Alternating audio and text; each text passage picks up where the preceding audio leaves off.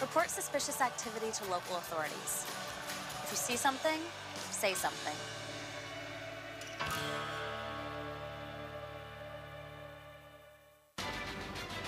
This is the sound of confidence soaring. Our mission is to educate, inspire, and honor. This is the sound of honor roaring. We should never, never forget those that gave their lives. This is the sound of a generation rising above. 337 for Bravo Fox Papa. We want to be involved in the education of young people so that they can take our aircraft and the stories that our pilots tell and realize their own dreams. The Commemorative Air Force honors the heroes of yesterday while educating and inspiring the heroes of tomorrow. Your future and how you live your life is dependent on how you think. You can learn more at commemorativeairforce.org right now. The marine life found in our oceans deserves everyone's respect. It's important to remember that the ocean is home to many beautiful and sometimes dangerous marine life. Dangerous interactions with such marine life can be easily prevented with a few local tips. Always swim near a lifeguard. Don't swim too far from the shore. Avoid water at night, dawn, or dusk. Stay clear of any wildlife swimming in the water. Live like a local, love the beach, and respect the ocean. Home for the defending world champion Atlanta Braves. Powered by Pepsi. WGSX Lynn Haven, ESPN Northwest Florida. Knocked away and intercepted. Ball game. Broadcasting from the Rib Crib Radio Room. The fairy tale continues. The Afternoon Underdogs are on the air. And the breakthrough for the U.S. 4.3 ESPN Northwest Florida. We are live in the Rib Crib Radio Room. Thank you guys for listening today. I'm David Hayes along with Old School. We're the Afternoon Underdogs. Give us a call or text today, 850-215-6290.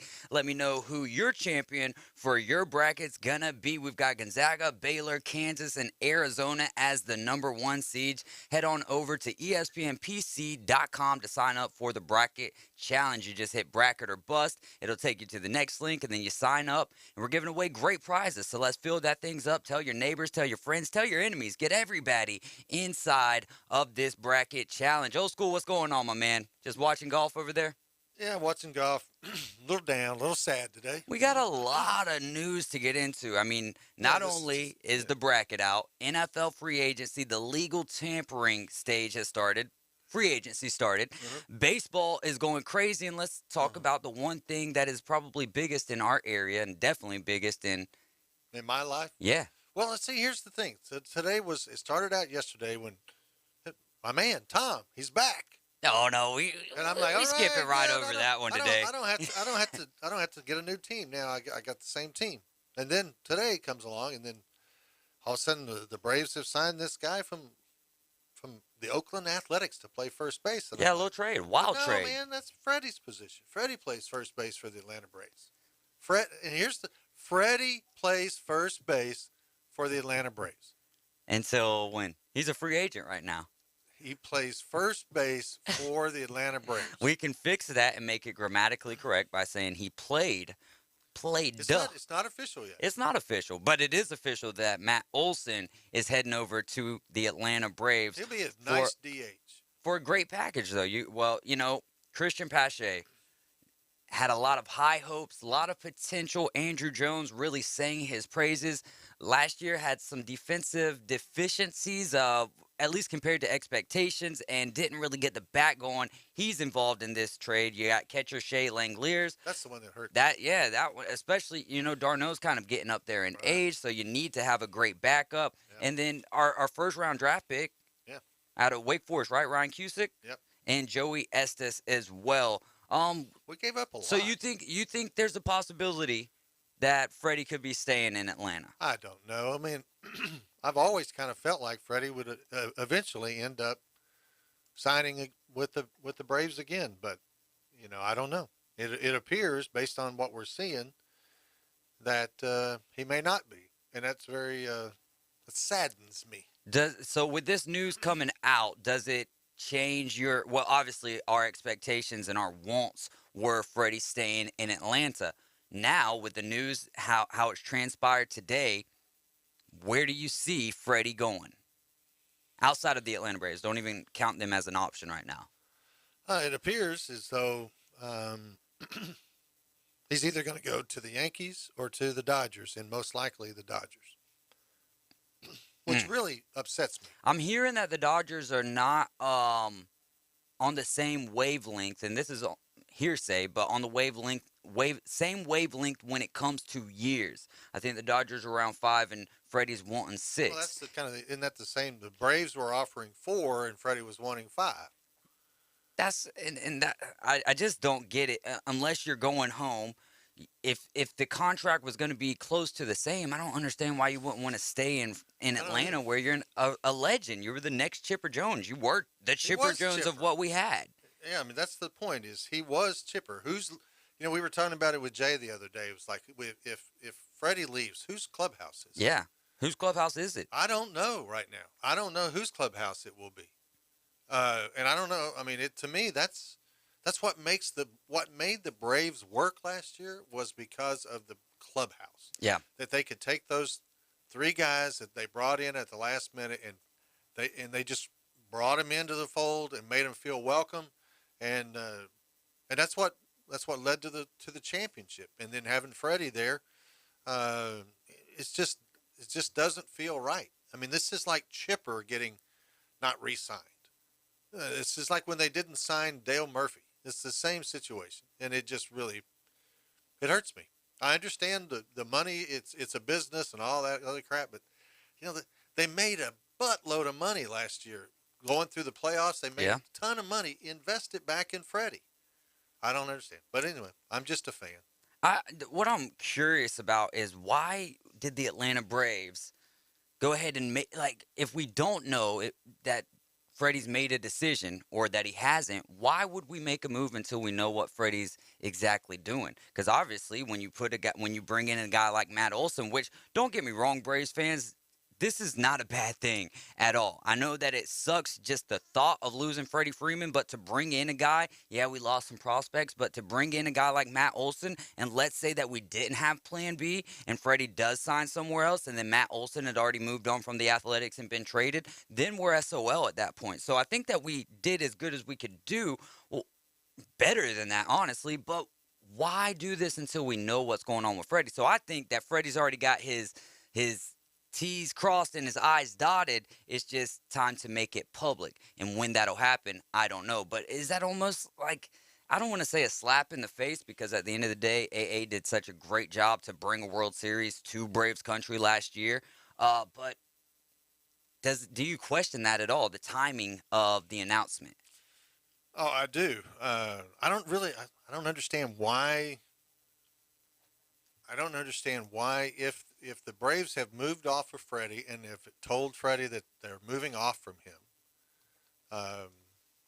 and they've gone out and brought in Olson, and Freddie needs to make a deal, and I don't understand why they would, unless they somehow have something in the back door where, they're gonna use Olson as a DH, or I don't know. Well, they do have that capability, but you still got a guy like Marcell Ozuna. I'd rather see him in the designated hitter spot because of the question mark that his glove can be at certain times. You know what I mean? And when we saw it last year, the defense sometimes is just not necessarily a red flag, but it can hurt you sometimes, and you want to have your best defense out there. We don't know what's going to be happening with Ronald Acuna at the beginning of the year. He probably won't be playing opening day. I know he says he feels like he can, but if you're the Atlanta Braves, you want to play that as slow and just do that the right way so that we don't have I know it's a different sport, but a Kevin Durant type injury, just the re-injuring of that knee. Yeah, I think I read somewhere today that he is targeting for around the 1st of May. To be ready to play, which that would be great, but I just don't know. Nick Baldwin says, couldn't Olson play third? I mean, Yeah, he maybe, could, but that's Riley's- and then I guess you could shoot Riley out to left field. Do we still have Guillermo Heredia? Yes. So he'll be playing center field, and then Duvall, I believe, is still with us as well. So you would see him in right field.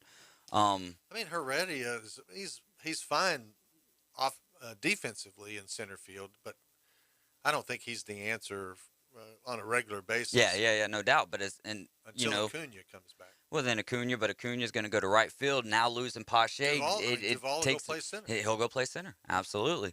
That's a great point. What do you think the future of the Atlanta Braves and Ozuna is? Do you think he's going to play the year out with us? Trade deadline? I think he'll play it out. Do you have a problem with that? No. I mean, cleared of wrongdoing. Yep. So, and his suspension was retroacted, so he's good to go. I don't have a problem with Marcell Ozuna playing for us, but specifically, I want him in the DH spot. You know what I'm saying? We were just talking about how his defense can be a liability. You mentioned some other news earlier. This Tom Brady going to be playing football for the Buccaneers next year. Some 6th-round draft pick. I don't know. I think he was like number 199 in the year he came out. The timing of this is just so insane. Why do you think now was the time that he chose to come back?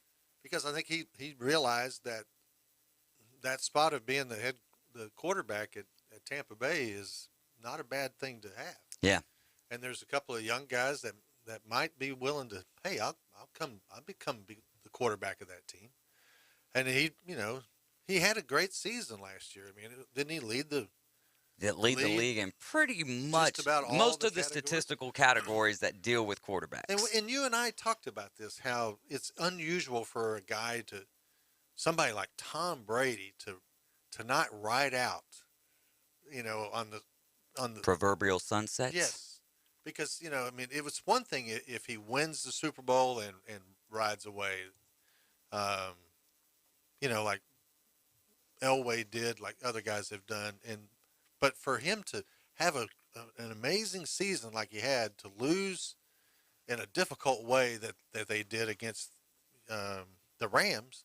For him to hang it up just didn't feel right. It never felt right. It never felt right. Official. Right. I do sometimes wonder, because I can't say I knew he was coming back, because I didn't know he was coming back. I just had the best guess, or I had a guess that he would be coming back. But I did not think it would be this early on. I thought we would be getting, June, July. The world is kind of like in that lull of sports. You're in the middle of baseball season. NBA is just kind of getting over, and boom, set the world on fire again. But it doesn't matter what time of the year. We were on the precipice of the bracket selection Sunday for college basketball, and the next thing you know, it's like, oh yeah, all these great college basketball conference games, and we're giving you let's not worry about that. Tom Brady, baby. Tom Brady likes to be the center of attention, and I mean, you look at what we talked about, on Friday. You guys went over to the Deshaun Watson situation. Yeah. How there's no criminal charges now. Maybe he still may have to deal with some civil things. But yeah, he still has. In fact, I think that in the next couple of days, because I know in the next 48 hours, we're watching heavily here with the Saints and the Panthers, what they're going to do. They've offered trade packages, but he also has, I believe, his depositions dealing with civil cases as well. And we have Dan Lust with us, sports law attorney, heard all across ESPN, Fox, and other channels as well, and he'll be breaking that down for us today. So, I mean, I think it's, I just think it's kind of ironic that, Deshaun Watson, all of a sudden, maybe somebody could reach out and get him. And Tom goes, well, I'm going to protect what I've got here in Tampa Bay. I'll just tell him I'm coming back. And that's what I think that the timing of this comes down to. The general manager could have, and I don't think that they were going to blow things up by any means. They're still too talented of a roster. You've got great wide receivers. Tight ends are there if Gronk would have stayed, and now we know. I mean, it's not official, but how much more official does it got to be? You know what I mean? Gronk more than likely going to be a Tampa Bay Buccaneer. But I think Brady was like, well, I don't want him to make any crazy rash decisions, so I might as well make this happen right before free agency officially starts so that I don't lose too much, so I don't come back and look like a fool. Or so that they go out and get him more things that he wants. Well, that's what I'm saying. Yeah. So on top of, not losing anything, even more so important, hey, we got to bring in a couple of pieces and now I want Deshaun Watson to go either to the Saints or the Panthers, because if not, it's a joke what's happening in the NFC South. I mean, there's chances, the Saints have a defense, and who knows what's going to happen with the defense now that Coach Allen is running it. There's a chance it could be even better because you're going to be defensively minded through and through, but we don't know what's happening at the quarterback position. You bring in a guy like Deshaun Watson, okay, that's a step in the right direction, but we still have the question mark, the dark cloud looming over Alvin Kamara. Whereas you go to the Panthers, if you can make that trade happen and not lose Christian McCaffrey and then get hopefully 12 healthy games out of Christian McCaffrey, that could be the way to go. But that's the only way that you'll really give them any trouble, I believe, in the NFC South. And you still have the Falcons who do Falcon-type things. So, it's a very interesting situation, and it changes the whole dynamic, because I remember hearing Tom Brady, and then Jimmy G's on the move, Carson, and it's like, oh, we're going to have an NBA banger type of an offseason where all the quarterbacks are basically playing for other teams, and we're just not in that situation anymore. Yeah, I mean, it's so weird how what we thought was going to happen is now completely off the table, and it could be something completely different. All because one guy says, I've been home enough. I've been home enough. I love them kids, but hey, J.C. Jackson and the Chargers agreed to a 5-year, $82.5 million deal, and that's going to get $40 million guaranteed. There's so many free agency happenings right now, and one of the biggest winners, in my opinion, today is actually the Miami Dolphins. So stick with us, and we'll talk a little bit more about the NFL free agency, even though we should be talking about college basketball. So I'll try to merge them both together. You're listening to the Afternoon Underdogs right here on 104.3 ESPN Northwest Florida. Stick with us. Give us a share on Facebook. We'll be right back. Weather forecast overnight, clouds to lower and thicken, a chance of rain showers by dawn, overnight temperature 55, light east winds. We'll have a southeast wind up to 20 miles per hour Tuesday, cloud showers, maybe a thunderstorm, cold front coming in, 68, 69 for the high. Wednesday, a chance of a morning shower, partly sunny near 70. This weather forecast has been brought to you by Alford Tire and Service Center in Callaway. For 104.3 ESPN Northwest Florida, I'm meteorologist Tim Root. 104.3 ESPN Northwest Florida. The Dan Patrick Show. Oh, did you see where Antonio Brown and Kanye West, they would like to team up to buy the Denver Broncos? But I think they said, or Kanye said, that, the white owners wouldn't allow us to buy the Broncos. I think the reason why they wouldn't allow you is because you're crazy, Kanye. Dan Patrick. 9 to 11 on ESPN Northwest Florida. 104.3 ESPN Northwest Florida are proud members of the Panama City Beach Chamber. We'd like to welcome the newest members to the Beach Chamber. Southern Skin and Electrology at the Spa on Harrison. George Smead, Handyman Services Incorporated. Bay Breeze Bait and Tackle. And Arctic Air and Refrigeration LLC. Congratulations from the area's only sports radio station. 104.3 ESPN Northwest Florida. Barbaritos has been committed to serving farm-fresh food since 2000. Barbaritos food is made with love, straight from the heart. Every morning they begin preparing food from scratch, from chopping fresh tomatoes for sauces to mashing fresh avocados for guacamole. Barbaritos cares about food. For a limited time between the hours of 6 and 9 p.m., you'll get a free small creamy cheese dip with the purchase of an entree and a drink. That's Barbaritos on 23rd Street near Hobby Lobby. Barbaritos. We make it fresh. You make it yours. Golf Plus is your premier golf shop on the Gulf Coast. Not a big box or a chain store, but a local store with golf experts to serve you. An amazing array of demo and fitting products, plus a professional repair shop that can handle anything from a basic re-grip to a full set of re-shafts and everything in between. Golf Plus has locations in Dothan and Panama City Beach to serve you. Come see them today for all your golf needs. Located next to Firefly at the shops at Edgewater. Call 850-249-2726. The next evolution in sports talk radio.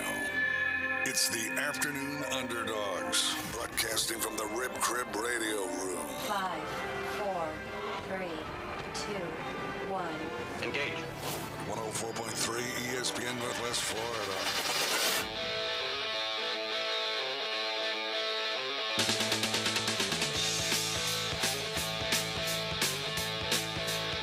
welcome back into the Rib Crib Radio Room. You are riding with the Afternoon Underdogs on 104.3 ESPN Northwest Florida. Tom Brady's back. Lots of NFL free agent signings today. So many I couldn't even keep track of them all. Also, Fernando Tatis Jr. out today.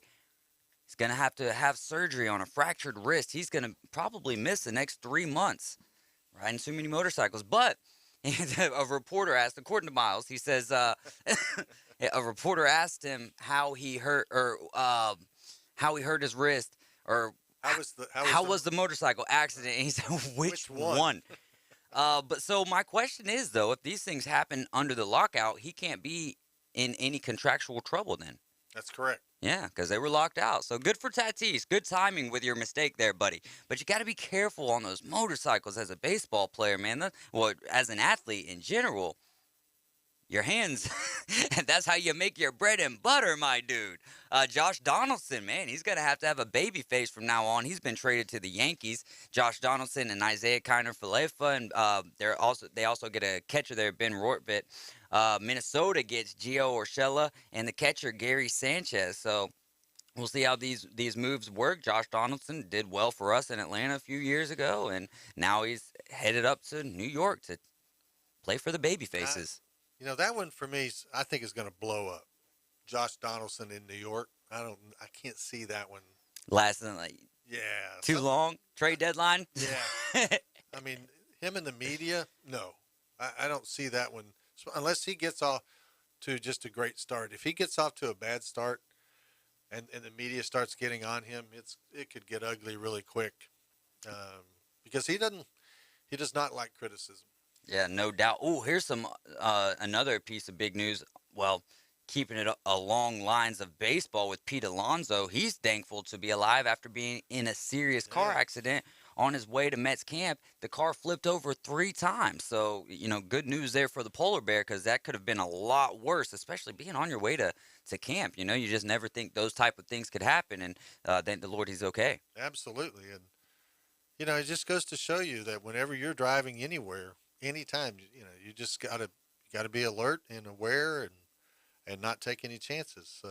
Pittsburgh Steelers, they're taking on Mitch Trubisky, 2-year deal. How do you think that's going to work out? I mean, obviously, with Dwayne Haskins and with Mason Rudolph, that's the better option there, right? And his value has skyrocketed, even though he wasn't a starting quarterback. He spent the year behind Buffalo Bills' Josh Allen last year, and we saw him, 4 years with the Bears? I believe he made a playoff appearance there, and with the way that the Nagy regime ended in Chicago, and then also Justin Fields not having a whole lot of success, people started to wonder, maybe Trubisky's a little bit better than what we gave him credit for. How do you think he's going to do in Pittsburgh, Old School?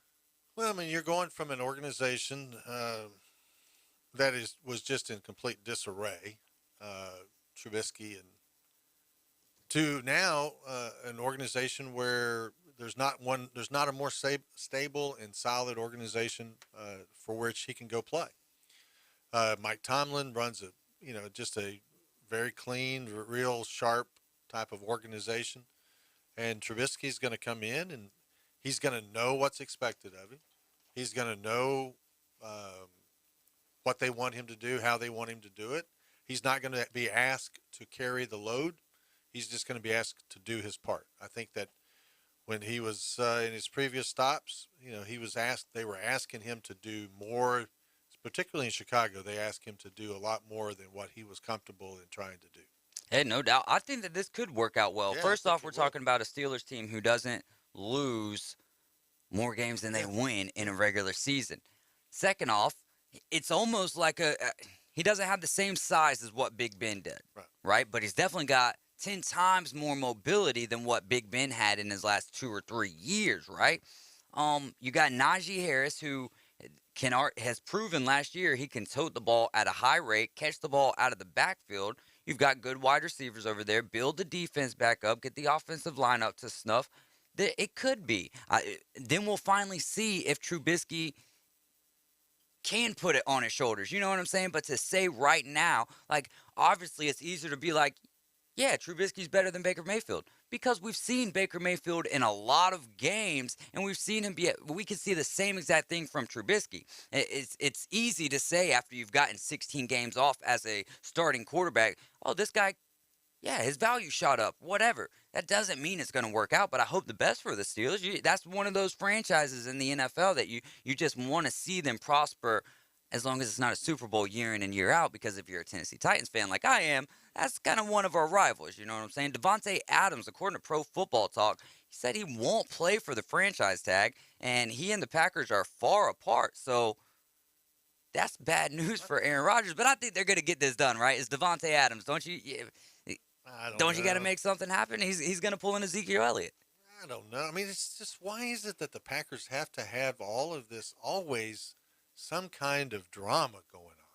Now, this time, it's not necessarily now Aaron Rodgers, but it's his little buddy. It's his little buddy. And, his little buddy's now going, no, I'm not playing. I'm not going to play for that. That takes me back to Tom Brady real quick. Tom Brady's ex, when he retired, put out like something on Twitter, like, right, God bless you, proud of you, all that stuff. Not only is his wife doing that, his ex is doing that. Aaron Rodgers can't even get a girl to, like, accept his, like, get all the way to a wedding with him. Yeah, all they do is take the ring, and that's it. And that's it. It's like, just like a Super Bowl for you. Oh, so close. So close. Still so far. Cleveland Browns are releasing 5-time Pro Bowl wide receiver Jarvis Landry. Over the weekend, we saw Amari Cooper get dealt to the Cleveland Browns. If they're out of these two wide receivers, who would you rather have in your corner out of Jarvis Landry or Amari Cooper? Oh, I like Amari Cooper, but Jarvis Landry, why? I would want him over Amari. There you go. So, I mean, I'm happy for Amari. I mean, I hate that he had to go to Cleveland. Yeah. Because he doesn't have anybody to throw to him other than Baker. Who knows, though? It could give Baker a fresh start. Now he doesn't have his top two wide receivers. You know what I'm saying? You know how top wide receivers can be influential, and they do need the ball, right? That's why they're getting paid all that money. But who knows? It could work out. I think it's just kind of the same for everyone who goes to Cleveland. It's a way for your career to, if not die, but just kind of mellow out. I just want to know I just have this feeling that somebody's going to trade for Baker Mayfield. Somebody's going to trade for Baker Mayfield? I think that maybe Cleveland trades Baker Mayfield for somebody. For another quarterback? For a different quarterback. What team's going to do that? No, I just... like the 49ers. Yeah, we'll give you Jimmy G for Baker Mayfield. And now, what if it was like Baker Mayfield and Kareem Hunt for something like that? Oh, that would be a really tough situation and decision that you got to make. But obviously, if you're the Browns and you think that much, but if you lose that 1-2 punch of Nick Chubb and Kareem Hunt, obviously we're just speculating here, but you lose that would even take a toll on Jimmy G, because he plays better with the play action being available. If you're the owner of the Carolina Panthers, currently, who's your quarterback? Who's quarterback? Carolina Panthers. Carolina Panthers is Sam Darnold. Or, I don't know. Cam is technically a free agent because he only signed for 1 year there. So, I mean, what if they traded for Baker Mayfield and they said, hey, we'll trade Christian McCaffrey to you? James Lawson says the Texans might. Professor Plum says Houston might try trading Watson for Baker. Yeah. I don't know who this is texting here, but he says Cleveland's going to prioritize to build around Baker. Every decision on receivers depends on Baker, he says. If you're gonna do something, or if the better of the options, in my opinion, because there's not a whole lot out there, I'm not opposed to Houston trading. Wait, Watson for Baker? No, that's not. No, I did not understand that when I was reading that. That's not gonna happen, Professor Plum. Now, if it does, hey, I'll eat my hat. So Baker Mayfield, he has a season where he gets hurt early on. He gets banged up. He tries to play through because he wants his 5th year. He wants the big money. But, now in the NFL, you're playing 18 games. Baker Mayfield's he's not Josh Allen. He's not a big, strong, strapping guy. He's not very big. And so I don't know that you could say that's the guy that we want to build our franchise around, Baker Mayfield. I don't know. If I was running the franchise, there's no way that I'm going to go off of Baker Mayfield. You know what I mean? But if you're the Browns and you feel like there's something there, who knows? But the thing is I feel like all of these teams here, if they're not extremely outside of the Colts, but if you're not extremely satisfied with where you're at, with where your team is with the quarterback position right now, but you don't have high expectations to get into the play. Like, obviously, you want your team to get in the playoffs and win the Super Bowl, but if the front office is like, look, we don't really have the pieces that we could put together, and the most important position, quarterback, is really that's not where we want to be. Wait a year. Don't tank or nothing. You know what I'm saying? See what can happen, but we're going to have better a better quarterback draft next year than what it is this year. But then again, you could pick somebody up. Like, I don't think Matt Corral would be a great NFL quarterback because of the mobility, but there's always those things, those quarterbacks who just pleasantly surprise you, the diamonds in the rough. I don't know. I just think Baker Mayfield's played his last game in Cleveland. I don't think anybody would be too mad at you if you were 100% correct on that. I just don't see that as they've got too good of a roster to put him back there as their quarterback. So the Dolphins today, Emmanuel Ogbah, 4 years, $65 million, 32 that's guaranteed. He's coming off of one of his best seasons as the Dolphin. And then Chase Edmonds, 2 year, $12.6 million. I don't think that this is a game changer for Miami, but I think it's one of those ones, like, if you can bring in like a brute runner, a Deontay Foreman, if you will, somebody who really can tote the rock and balance him off. Like, the same thing. That's really what Myles Gaskin needed as well. So I feel like Gaskin and Edmonds are kind of interchangeable pieces, but then they also bring in Teddy Bridgewater to be the backup or compete for the starting job against Tua Tagovailoa. So we'll see what happens here, man. I'm liking the moves that the Dolphins are making, though. I'm not saying that they're game changers by any means, but it's like, all right, hey, we're not just sitting here doing nothing. We're not being the Cincinnati Reds of the NFL right now. So we got to take a break, and when we get back, NASCAR with Dr. Tom. Hey, head on over to ESPNPC.com, go into the tab bracket or bust, sign up, and win some great prizes from us. 104.3 ESPN Northwest Florida presents the madness of college basketball. Who will be this year's Cinderella? ESPN Northwest Florida is your exclusive radio home for the NCAA College Basketball Tournament. Sponsored locally by Panama City Toyota, Ellis Agency Insurance, Reliable Hydraulic Solutions, Bill Bird Kia, and 104.3 ESPN Northwest Florida. Get ready for your next adventure and drive away today in a new Kia from Bill Bird Kia, the SUV family at Bill Bird. Check out the new 2022 Kia Souls, Seltos, Sportage, Sorento, or Telluride. And if you're looking for a sedan, Bill Bird Kia can put you in a brand new 2022 Forte, a K5, or a Stinger. Always online at BillBirdKia.com. Stop by and see us today at your exclusive home for that 20-year, 200,000-mile warranty. Bill Bird Kia, 15th Street, Panama City. Have you been to Gin Gin Super King Buffet? It's not your average Gin Gin. Well, here's what you're missing. Gin Gin Super King Buffet has competitive pricing, a great selection, extensive buffet options perfect for family dining. Menu options also include top quality seafood, hibachi and sushi bar, or select their mouth-watering crab legs by order. Bring the family out to Gin Gin Super King Buffet, located next to Wonderworks at 9802 Front Beach Road on Panama City Beach.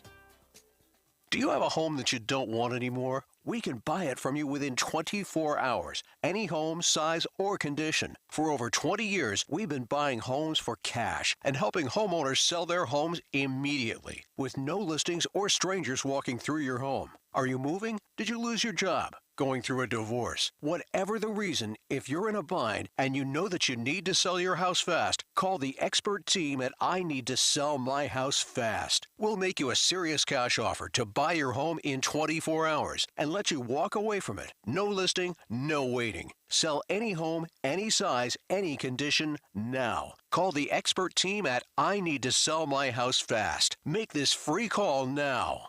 800-431-9667. 800-431-9667. 800-431-9667. That's 800-431-9667. When you want a big-time sports show, tune in for the Afternoon Underdogs. I'm going to send you up against the best. Weekdays from 4 till 6. Negative, Ghost Rider. Broadcasting from the Rib Crib Radio Room. The need for speed. On 104.3 ESPN Northwest Florida.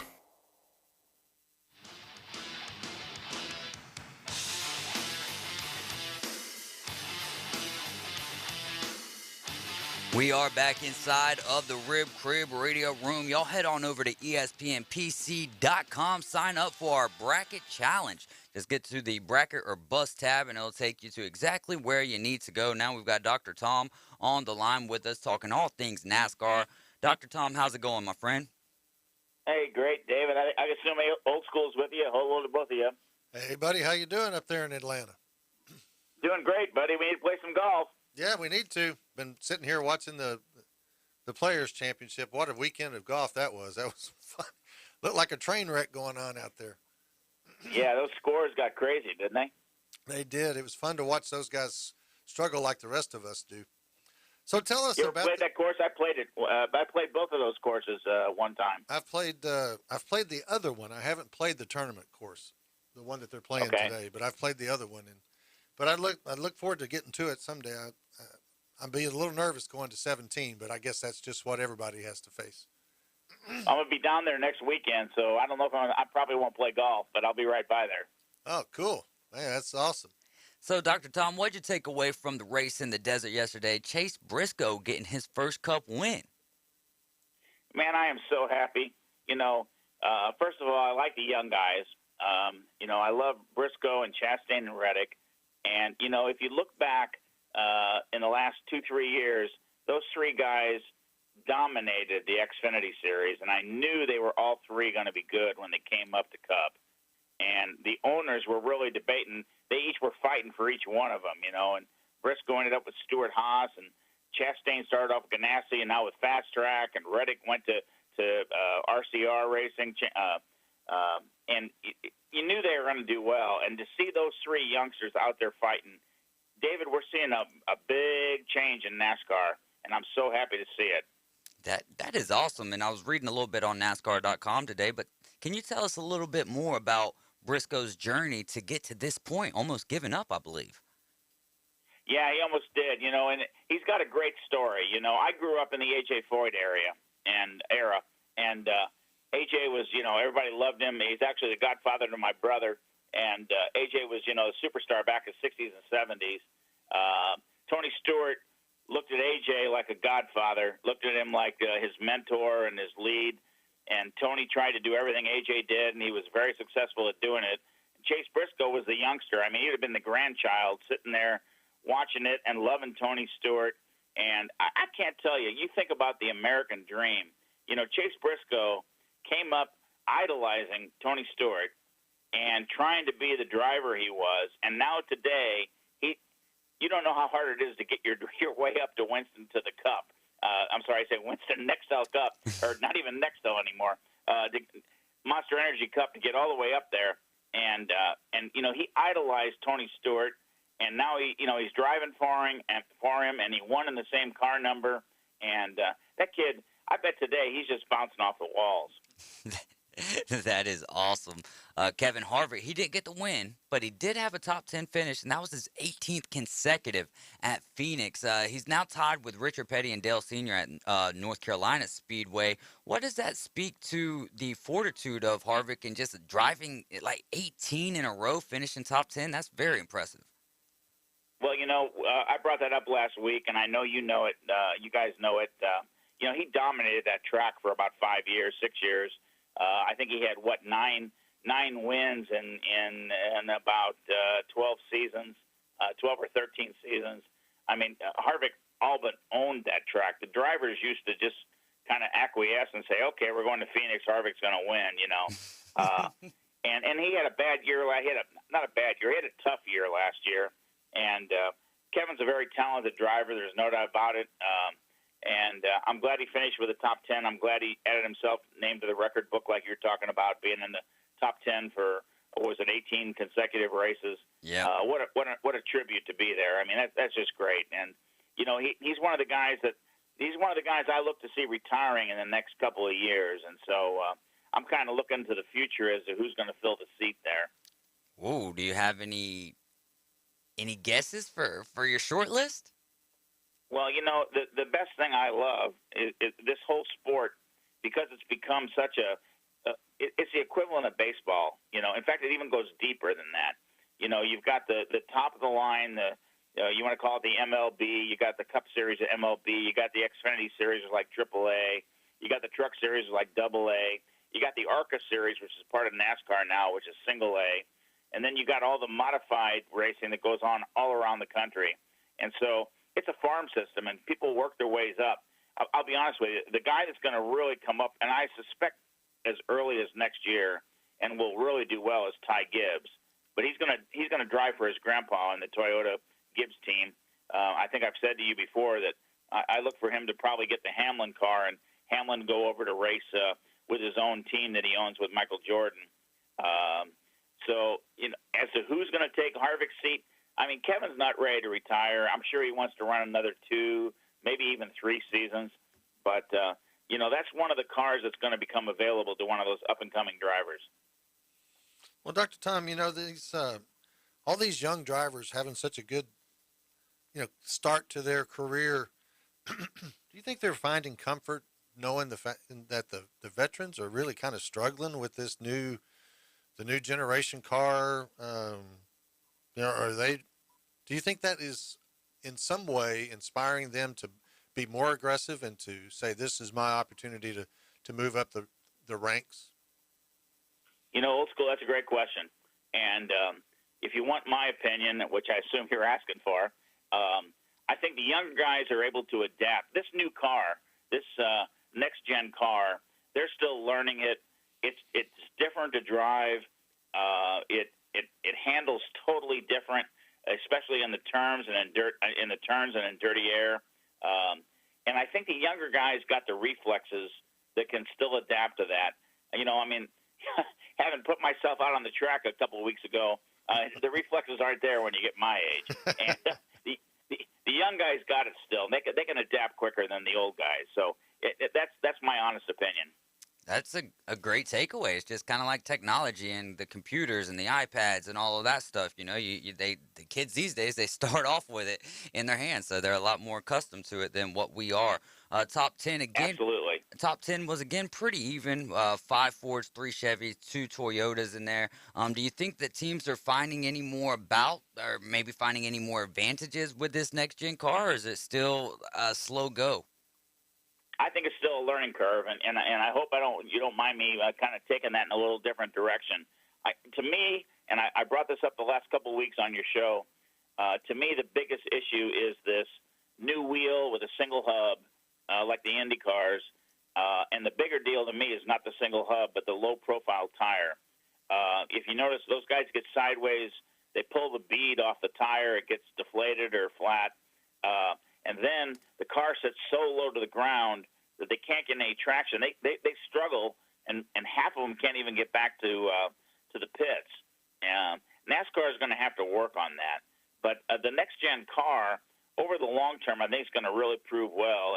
And apparently, Dodge is about to try to do some testing with their own next-gen car, and maybe Dodge will be back in the racing foray. It's probably a couple years off, but anytime a new manufacturer comes back in the series, it's going to be good. People want Honda in there. It's not going to happen. Honda's got their hand in the IndyCar series, but I don't see Honda coming into NASCAR. But I do see Dodge maybe coming back in.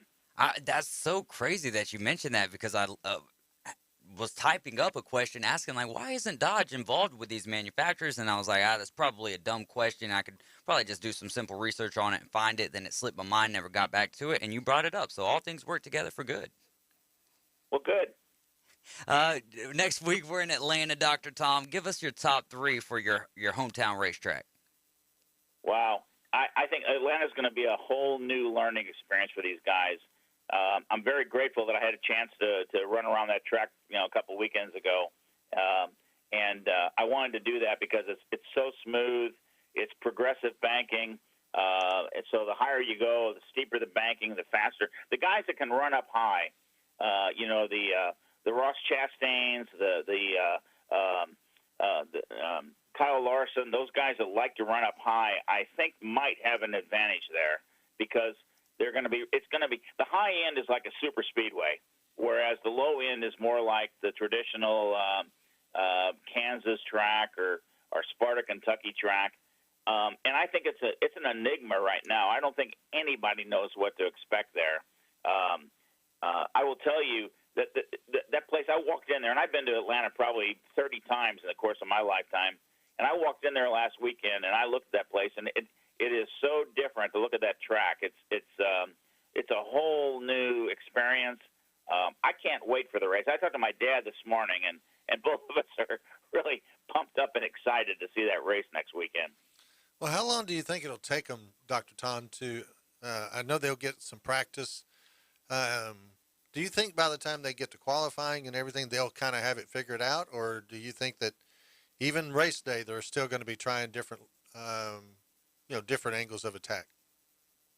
Well, I think that's a great question, Old School. These guys are so good. I mean, you're talking about the top of the top guys, and they adapt quick. They learn, and they got so much statistical support and telemetry coming out of the pits with the monitoring that they have and the crew chief, and nobody knows what the best line is going to be there. And just like many of the other tracks, the best line is going to probably change over the course of the day. I haven't looked far enough ahead to know what the weather's going to be, but if it's overcast versus sunny, it's a totally different racetrack. Whether it's loose or tight, whether it changes over the course of the day, and they're going to come in and they're not going to get a whole lot of practice. That's just the way NASCAR is this day. So it's going to be. I'll tell you what. I really see next weekend as being a driver's race. The drivers who know how to adapt and really can learn quickly and learn how to find the best way through there.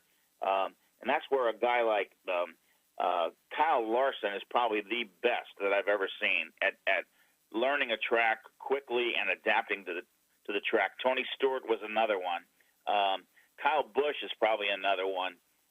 So it'll be interesting to watch next weekend. I can't wait. I'm not going to be in town here. I'm going to be down by you guys down at Amelia. But you can guarantee I'm going to be glued to the television.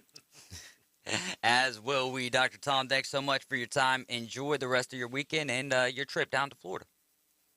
Oh, thanks, guys. I'll see you then next week. All right. Sounds good. Thanks so much, Dr. Tom. We're going to take a short time out. When we get back, it's going to be time to defend our stances. Weather forecast overnight, clouds to lower and thicken, chance of rain showers by dawn. Overnight temperature 55, light east winds. We'll have a southeast wind up to 20 miles per hour Tuesday. Cloud showers, maybe a thunderstorm. Cold front coming in, 68, 69 for the high. Wednesday, a chance of a morning shower, partly sunny near 70. This weather forecast has been brought to you by Mid-South Lumber, best little lumber yard in Panama City and Youngstown. For 104.3 ESPN Northwest Florida, I'm meteorologist Tim Root.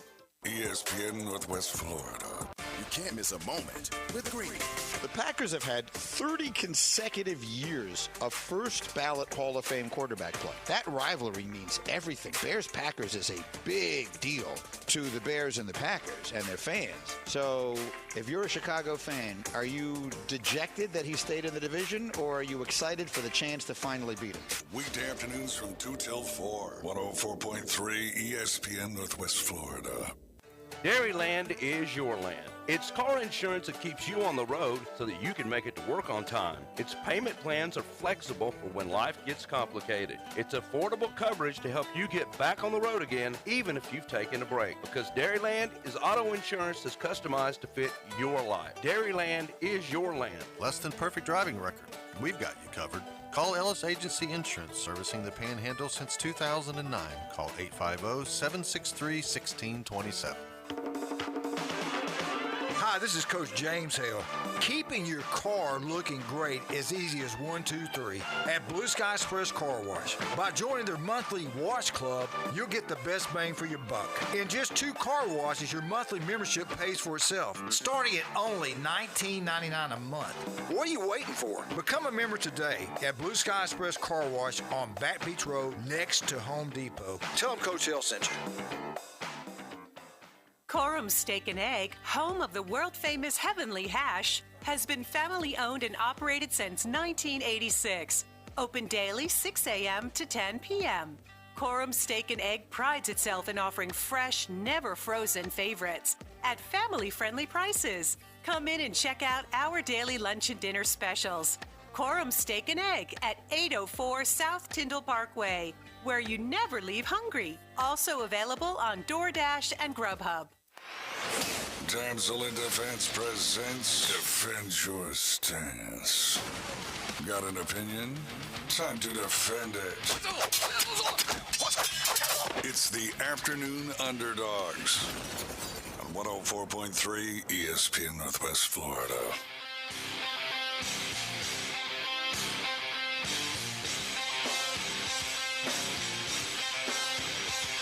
Welcome back. You're riding with the Afternoon Underdogs on 104.3 ESPN Northwest Florida, and we are home of the defending World Series champions, Atlanta Braves. We've got a full season of baseball kicking off soon here on ESPN Northwest Florida, and you got to keep it tuned in, keep it dialed in for more details as we get them. This is Defend Your Stance. It's brought to you by Emerald Coast Damsel, Independent Damsel Pro for Damsel in Defense. It's March 19th and the 20th, this Saturday and Sunday. They will be at the Bay County Fairgrounds right here in Panama City. We pity the fool who doesn't use our tool.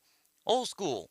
We haven't talked a lot about college basketball, and we're on the precipice of the one of the greatest sporting events in all the world. Which conference will the champion come from? Wow, I mean, that's the kind of the cool thing about this year is it could come from any number. I think there's 2 for sure that's going to come out of one of the 2. They're either going to come out of the Big 12 or they're going to come out of the SEC. Oh, man. And it could be maybe the Big 10. So I have 2 teams or from... it could be the Pac-12. All right, so let's just pick one. Anybody. Let's just... Great answer. Way to defend that stance. It's coming out of... the winner is coming out of the Big 12 this year. Big 12 this year. All right. So I do have 2 Big 12 teams in my Final Four. I have a Big 10 team, and I have an SEC team in my Final Four. My champion, and old school, I'm really thinking about just doing one bracket this year. I don't know, because that's a lot to change in the way that I go about things. But this one right here is my one that's counting. My champion is Iowa. I'm going with Iowa to win the big dance this year. The thing is the more time you take on your bracket, the worse. It's like you waste so much time on it. You can't overthink it, man. Once you finish it, you got to put it away. Oh, it's done. It's done. Yeah. I'm done with this one. I see. Here's the thing for me. I've never been a believer in these small college, big champions. Every once in a while you get a Butler, or you get a Villanova, but this year. Last year we thought... You're feeling some magic, some Cinderella, some glass slippers? Nope. I'm thinking Gonzaga is going to get it done. This is the year for Gonzaga because there's less pressure on Timmy. Correct. You got Chet Holmgren over there now. Correct. Man, I was very surprised when I was, we're going to go over our top 5 college basketball coaches, and there was a side of me who was really pulling to make Mark Few one of them in there. And if we were just doing current, then I think you would have to have him in there. The percentage, and I get that, if someone were to tell me Mark Few, it's like, dude, do you know who Gonzaga plays through the regular season? Like, I can't put much on top of that. But win a championship this year, man, it could absolutely happen. Well, I mean, that 7'2" guy that's weighs 190 pounds. Chet Holmgren, I believe, yeah. And who you think, they're going to murder that guy. And then you see him and you're like, that guy can do anything. He's an unbelievable basketball player. He has all the tools. And they're a dangerous team. Last year I thought, they're a good team, but that when they got into a team that was very, really good defensively, Baylor. yeah, which was it turned out to be Baylor, they were going to have trouble. I don't think anybody's going to give them trouble this year. I think if there was a year though for them to really get it done, it was last year. Now, talent-wise, I think that it's opposite for Baylor, right? Baylor's not as talented as what they were last year, but Gonzaga is possibly more talented than what they were last year. So you can make the case for it. But what my speculation is because we're now back to the original or the regular way of doing things in 4 different regions, crowds are going to be at a maximum. I'm seeing, like, when you get into a game, Gonzaga, Memphis, and they're playing, they're out in the West, but Memphis could travel real well for that. Sure. Memphis is coming in winning, I believe, 10 of their last 11 games, maybe at a stronger clip than that. So you're going to have a tough one there. Then if you win that game, you've got either Arkansas or UConn, depending if no upsets happen on that way. It's a tough road. It's not as tough as what Baylor's got to deal with. If Baylor gets all the way back to the championship, if they get as far as I got them, it's like, man, battle tested. Then Iowa in the Big Ten championship, just in that tournament, the game against Indiana, man, like we had so much things happen today that we couldn't even really cover what happened during the weekend with Tennessee over Kentucky in the SEC semifinal, and then you had Arkansas Texas A&M take down Arkansas, right? Yes. Yeah. So wow, I mean, we had a lot of great games, but in that Indiana-Iowa game, that's what I noticed. Out of all of the teams that I watched this weekend, there was that special factor. You know what I mean? That factor of they were losing to Indiana, and the next thing you know, bank's open, and the dude's banking it in off the backboard to win with the 3-pointer at the end of the game. You know what I'm saying? So which obviously, maybe I'm getting a little too wrapped up in things because it doesn't normally translate from conference tournament to the NCAA tournament. But another team you got to watch out for, how about in the ACC championship with Virginia Tech knocking out Duke by a large margin? How far? Let's go this way first. What's your expectation for Duke? How many rounds do they go? This is the last run for Coach K, so this is pivotal for them. Yeah, I think they're going to get knocked out after. They're going to win the first round, and then they'll get knocked out. All right, so Duke is also in that same in the same region with Gonzaga, Alabama, Memphis, UConn. I mean, so many good teams in this one as well. So Duke starts out with Cal State Fullerton. Then they would be taking on Michigan State or Davidson. I can see them winning that game. Then it comes down to Alabama, Rutgers, Notre Dame, Texas Tech, Duke and Texas Tech. I mean, if it comes down to that game, who do you like in that one? Texas Tech. Dude, Texas Tech is scary. They are. I mean, they play defense like crazy. And they love to get out and run. Yes. They love to get out and run, and when they do, they turn defense into offense, and they score points in buckets. I mean, it's amazing how fast they can score points. So, I mean, that's the thing that's going to be fun to watch is, I'm saying they're coming out of the Big 12. Well, that could be Kansas. It could be Kansas, Texas Tech. It could be Baylor. It could be Baylor. There is a lot of talent coming, really good teams in that particular conference. But there's also, I was really surprised at how, not surprised because I called it, but Tennessee, Rick Barnes, they played so good in the SEC championship tournament. Wow, I mean there was a really fun tournament to watch. A&M, what a performance by A&M to come through and march through, starting with Auburn and then. Yeah, are you worried about the trajectory for Auburn? Yes, I am. We talked about that with Brad. Is the physicality becoming too much? Did they do too much throughout the season? They cannot score. They've got a one-man scoring team, and Jabari, and they've got to find somebody else to start scoring. So Auburn's opening up with Jacksonville State, which, they got in because Bellarmine couldn't go because they haven't spent their first 4 years in Division I. So J-State won the Atlantic Sun Conference regular season, so they're taking on Auburn in that first round, and then Auburn's got to take on, if they win that game, then it's the winner of USC and Miami, and we're looking at two teams there, USC and Miami, a 7 and a 10 seed, but they play a lot better than those numbers beside their name. That's right, and Auburn right now, I love how they play. I love how committed they are. I love the way but they just need somebody else to score. And they right now they're a one-man band. Which top 4 seed gets bounced first? Ooh. Kentucky, or not Kentucky, you got Gonzaga, you got Baylor, you got Arizona, who a lot of people are really strong on right now. Gonzaga, Baylor, Kansas, Arizona. Which one gets bounced first? I don't see any 16 seed taken down in 1 seed this year. No, I don't either. I think all of them will get to the 16. All of them getting to the 16. The first number 1 seed that I have going down, but they go down. Oh wait, no, it'll be Kansas. Kansas going down to Iowa in the Sweet 16. I've got Arizona moving all the way up into the Elite 8, and then Tennessee. I think that's one of the funnest parts about putting together your bracket is imagining how those matchups will unfold if you were to get to them. Because some of the times it's not a great way to look at it, you know what I mean, if you're trying to win the whole thing. But sometimes it's like, man, could you imagine if these 2 teams would be taking the court, the storylines that could be of that? And that's another one there with Arizona and Tennessee. That would be a fun game. The offense and defense that Arizona can play, and then the hot stretch that Tennessee has had down the way. What's one of your, well, you probably haven't got to look deep at the bracket, but I'll hand this one over to you. Which first round matchup are you looking forward to the most? I think for me, it's actually going to be Wisconsin and Colgate. As far as an upset goes, possibly, but Wisconsin's playing really good basketball, and if Johnny Davis is going, I got a lot of faith in them. I think one of my favorites to look at is actually going to be an 8-9 game, North Carolina and Marquette. I believe that's in the East region. Winner of that game will go on to take Baylor.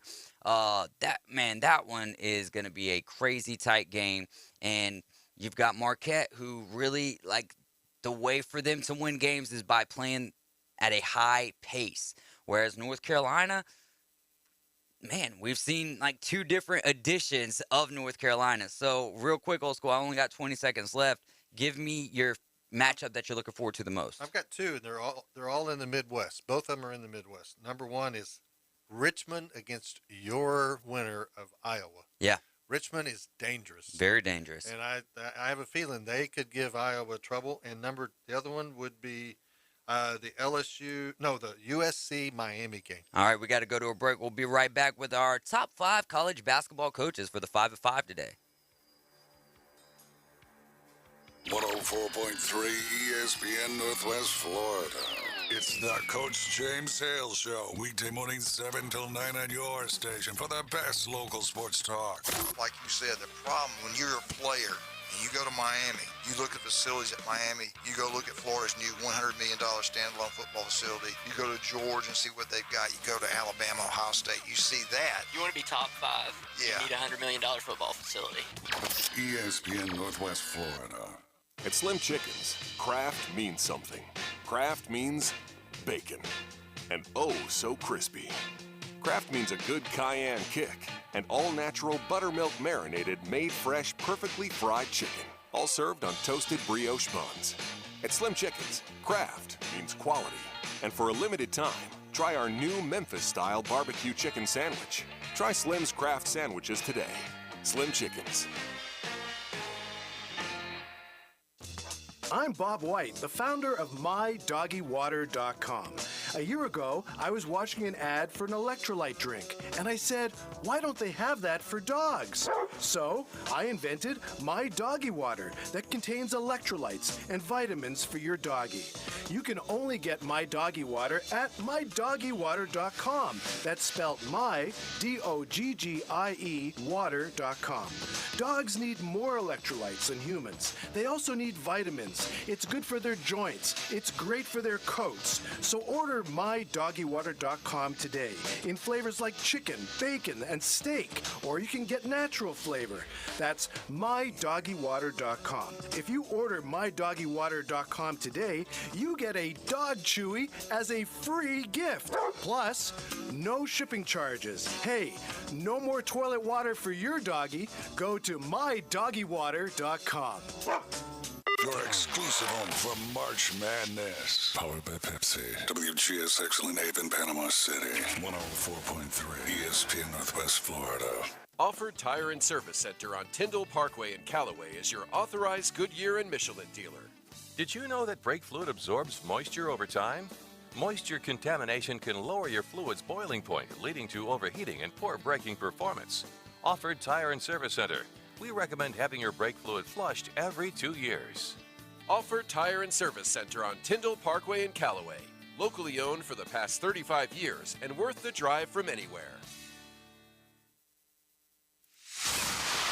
Now back to the most dangerous afternoon show on terrestrial radio. Danger's my middle name.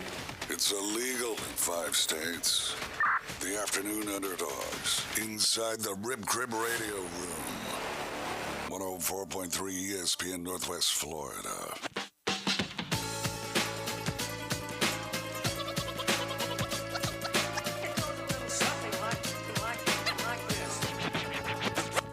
You're riding with the Afternoon Underdogs, and this is the 5 at 5. We're going to go over the top 5 college basketball coaches. If we still have time after that, probably dive more back into Tom Brady or something happening in the NFL free agency world, because I'm sure that we missed plenty because so much has happened today. Coming up in the next segment, we're going to have Dan Lust on the line with us. He's a sports law attorney. You've heard him on ESPN, CBS, Fox Sports. He's also a professor at New York Law School, so it's going to be really exciting. But let's get into our 5 at 5 old school, starting off with our college basketball coaches. 4.3 ESPN Northwest Florida. The top 5 at 5. Number 5, or number 1. Are we starting with 5? Yeah, let's start with 5. Okay, my number 5 is the chair thrower himself, Bobby Knight. Nice, man. I had to work to not put him on it. You know, I need a crutch whenever it comes down to talking about greatest college basketball coaches of all time, because a lot of the greatest outside of, Roy Williams, Dean Smith, and Coach K, I'm kind of lost on, you know what I'm saying? They happened before my time. So did a lot of research today, and one of the most storied coaches out of Georgetown, John Thompson, maybe doesn't have the same wins and losses and that great of a percentage and only one national championship, but that national championship that he brought to Georgetown, I don't think that you can put a number of importance or a percentage of importance on that. As well as his impact on basketball in introducing the young black men to become coaches. Yeah. He has brought so many talented young men to be coaches, that were men of color. And John Thompson, has such a iconic stature in that realm that, he certainly deserves to be in the contention there. We got from Caveman Rick, John Chaney, Phil Martelli, John Thompson Jr., Bobby Knight, and then obviously John Wooden. It's going to be hard to find a list without John Wooden. Yeah, it is. Bobby Knight, the reason why I put him in there is there's only been 2 teams that have ever gone through, that I'm aware of, that have gone through the season undefeated all the way through the championship. And Bobby Knight's 1976 team, and then, of course, the Kentucky team. So, but Bobby Knight, in spite of his behavior, was a very effective coach. Yeah, absolutely. Number 4 for me, I got to go Duke. If I was doing non-current, it would be a different Tarkatini. Don't know if I'm saying that right. From UNLV? Yeah. What was his Tarkatanian. Tartanian. Something like Jerry that. Tartanian. Yeah, something like that. So he was one of my up there's, you know what I mean, where I was like, oh, I've never really heard this name. Then, I'm looking at the numbers, then I go do a little bit more research and kind of find that impact of what he made. But so I had to go with Coach K, though, because no one's got even really close to he's the only coach over a millennium amount of wins. He's got 1,170 with only 361 losses. That put him at a winning percentage of 76%. Hey, and on top of that, let's throw in 5 national championships to go along with it. Coach K obviously could be at number 1 of this list, and I would have no problem with it. Yeah, I mean, this is a guy. Tarkanian. That's it. That was it. There was rumors about him having ties to the mob at one time when he was out in Vegas, but I don't know if it was true. But mob ties. He was fun. Drake would like him. He was fun. My number 4 is Coach K as well. I just think that a guy, when you win 5 of them, plus the number of players that you have brought through, put into the league. And he built that program from, it's his, and he will go down as one of the top 5, if not maybe even higher than that. And that's why I didn't go Roy Williams even on my list at all, because Dean Smith kind of built that, and then Roy took it over. And that's not discrediting anything that Roy Williams has done. Absolutely. Got another 5 real quick from Barrett, and then we'll move on to number 3. Barrett's got Coach K, Roy Williams, Dean Smith, John Calipari, and John Wooden. That's a very fantastic list. Can't go wrong with that at all. Caveman says UNLV did that on games. Never mind. I can't understand what he's saying because he's talking to text right there. Oh, they bet on games. Okay, yep. He had kids that shaved points. All right, I understand that a little bit better. Number 3 for you, old school. Number 3 for me is a guy who has coached everywhere, and many times he's kind of like a cat. He has more lives than a cat, and it's Rick Pitino, a guy who has coached at Providence, Kentucky, Louisville, and overseas coached in the Greek professional team after what happened to him in Indiana or in Louisville. So I guess that would be Kentucky. So I just think Rick Pitino, and now here he is at a small school, and he's doing it again. Iona, man. And if they would have beat Ryder, which they were not even 500 as a school, they would be in the tournament and possibly causing chaos for someone else. Speaking of the bracket, man, Alabama does not got a good layout, man, because they've got Notre Dame or Rutgers to play in their first round game. And if they win that, they'll possibly be taking on Texas Tech, or if Texas Tech were to get upset by a 14 seed, highly doubt that happens. So I don't got Bama going very far. In fact, if they play Rutgers, first round exit. Number 3 for me is going to be Dean Smith, North Carolina coach. Had 879 wins, 254 losses to leave him with a percentage of 77%. Only 2 national championships, but love that number of 77% in the winning percentage. Number 2, old school, what you got? For me, I have Dean Smith. Just the fact that, he really built that program there at North Carolina. He was the guy that somehow managed to recruit Michael Jordan and convinced him that he needed to get better. That's the part that is amazing to me. Yeah. That you bring a Michael Jordan there. Well, take Coach K if you want to go that route. No, it's not college, but you go Olympic ball, and you've got Kobe, LeBron, Carmelo, and how do you get and then you got Kobe, who you're trying to feed him 3-point shots. He's missing them, so next thing you know, Kobe's in the gym shooting 1,000 shots. Yeah. Oh, my goodness. Yeah, Coach K. Well, that's not what we're on now, but yeah, Smith, you're on Dean Smith and Michael Jordan. So I just love the fact that he brought Jordan in and told him that he needed to get better. And he did. And so Dean Smith, he comfortably sits at number 2. Barrett says, is this just for men's college coaches? Yes, we're doing men's coaches today. We're doing the women's college coaches tomorrow because, hey, we had both brackets for the first time ever. Both brackets were released last night, and for the first time ever, the women's are competing underneath the mantra of the brand of March Madness, which is really exciting. And on top of that, for the first time ever, a 68 field for the women this year. Really excited about what they've got going on. Number 2 for me, before we get to my second, let's go to another list here. Let's go from Brian Haddad, who was filling in for Coach James Hale this morning on the Coach James Hale Show, which will be off for the next 4 days due to spring break. But number 5 for Brian, Bobby Knight. Number 4, this is very reminiscent to your list and my list as well. Number 5, Bobby Knight. Number 4, Dean Smith. Number 3, Adolph Rupp. Number 2, Coach K. And number 1, John Wooden. So that leads me into my number 2, which is his number 3, Adolph Rupp with Kentucky. 876 wins to 190 losses, a winning percentage of 82%, which I believe compared to the list I was looking at on NCAA.com is one of the highest percentages on coaches with the most wins. He also brought 4 national championships to Kentucky. Number 2 for you, old school. My number 2 or number 1? Oh, you are number 1. 2. I did number 2, which was Rick Smith. Dean Smith. Mm-hmm. So number 1 for me is John Wooden. John Wooden, across the board. Without a doubt. built a program there at UCLA.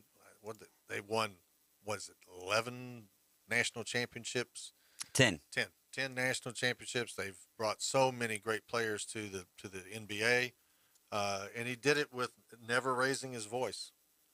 He was just a very calm and quiet guy, but he taught the fundamentals, and he taught the commitment to being the best at whatever it was that you did, and I just really admired him. No doubt about it. Professor Plum with his top 5, which he's the guy who asked us to do this. Excited about it. We saved it for Monday here. He's got number 1, John Wooden. Number 2, Adolph Rupp. Number 3, Dean Smith. Number 4, Coach K. And number 5, Bobby Knight, which is exactly what my list was going to look like. But Coach Thompson, to me, just very influential. Yep. Very influential. Ooh, Sam Peebles just sent me a text saying I wrote this 17 weeks ago on TomahawkTake.com, so I got to read this article and find out what he was telling he was telling the future, reading the future, man. We'll see, though, because I got to read the article and find out about it. Coming up, we got Dan Love, sports law attorney, heard across ESPN, CBS, and Fox Sports. If you got any good questions for a sports law attorney, send them in right now, 850-215-6290. Short timeout. Be right back with Dan. Weather forecast overnight, clouds to lower and thicken, chance of rain showers by dawn, overnight temperature 55, light east winds.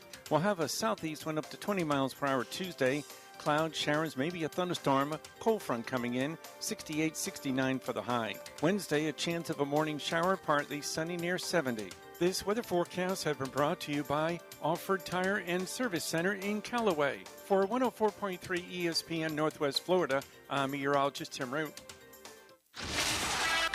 104.3 ESPN Northwest Florida presents the madness of college basketball.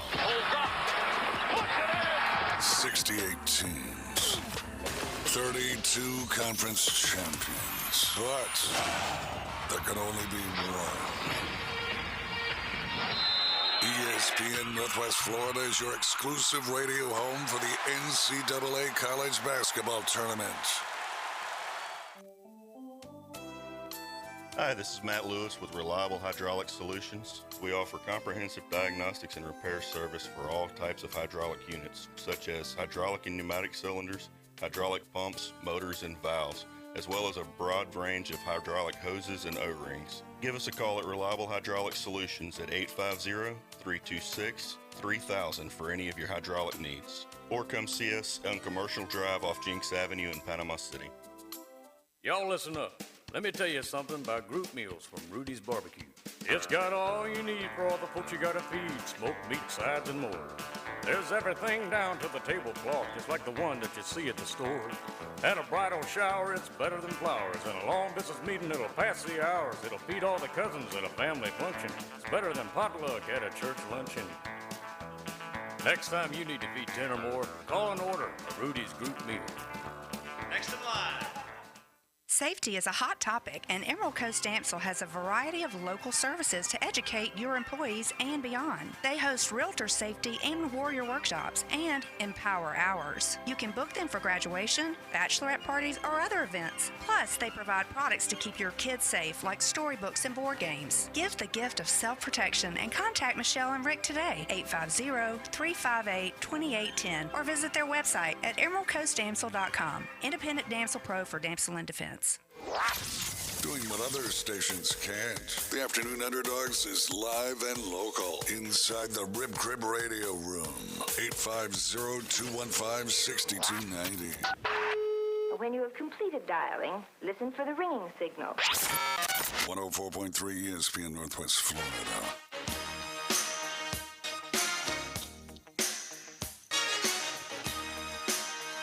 We are back. We've got Dan Lust on the line with us, sports law attorney. He's been heard on ESPN, CBS, Fox Sports, mentions on the Dan Patrick Show. He's also a law professor at NY Law School and the host of Con Detrimental Podcast. Hey, Dan, are you with us?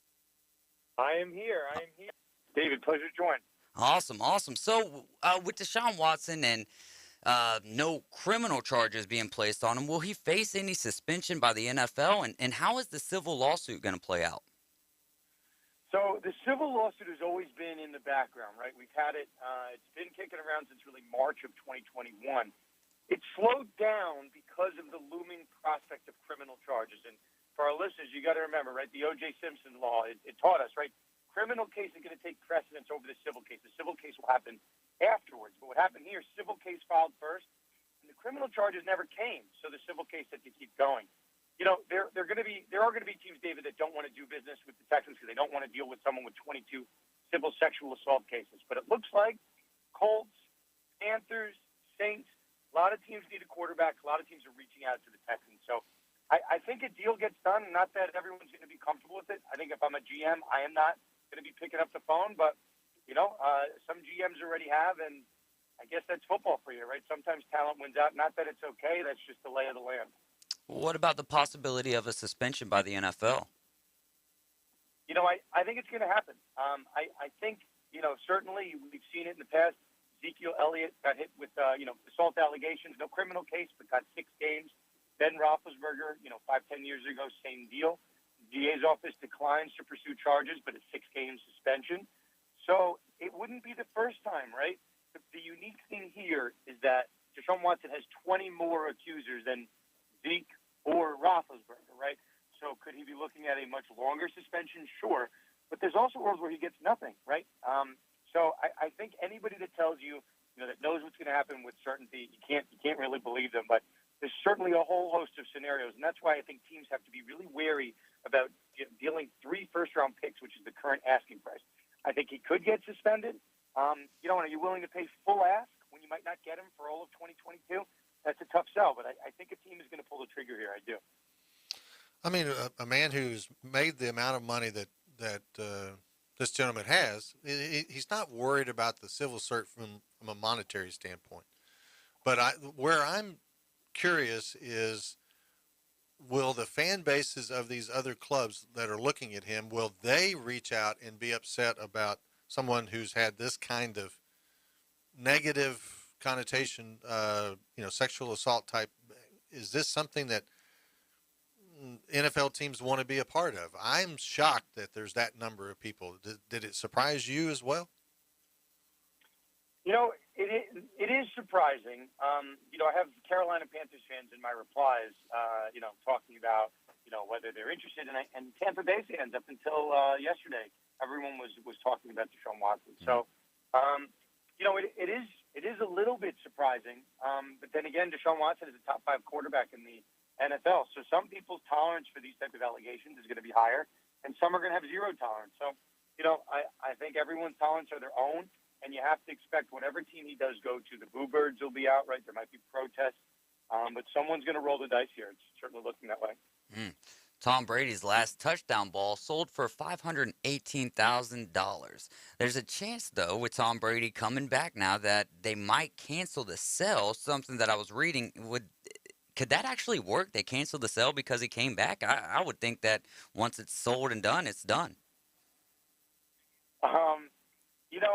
I've seen it both ways. I don't know.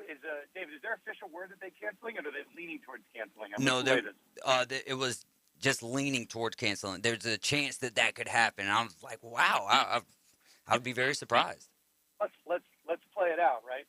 If they cancel it, I think either way there's going to be a lawsuit here. I certainly can see it.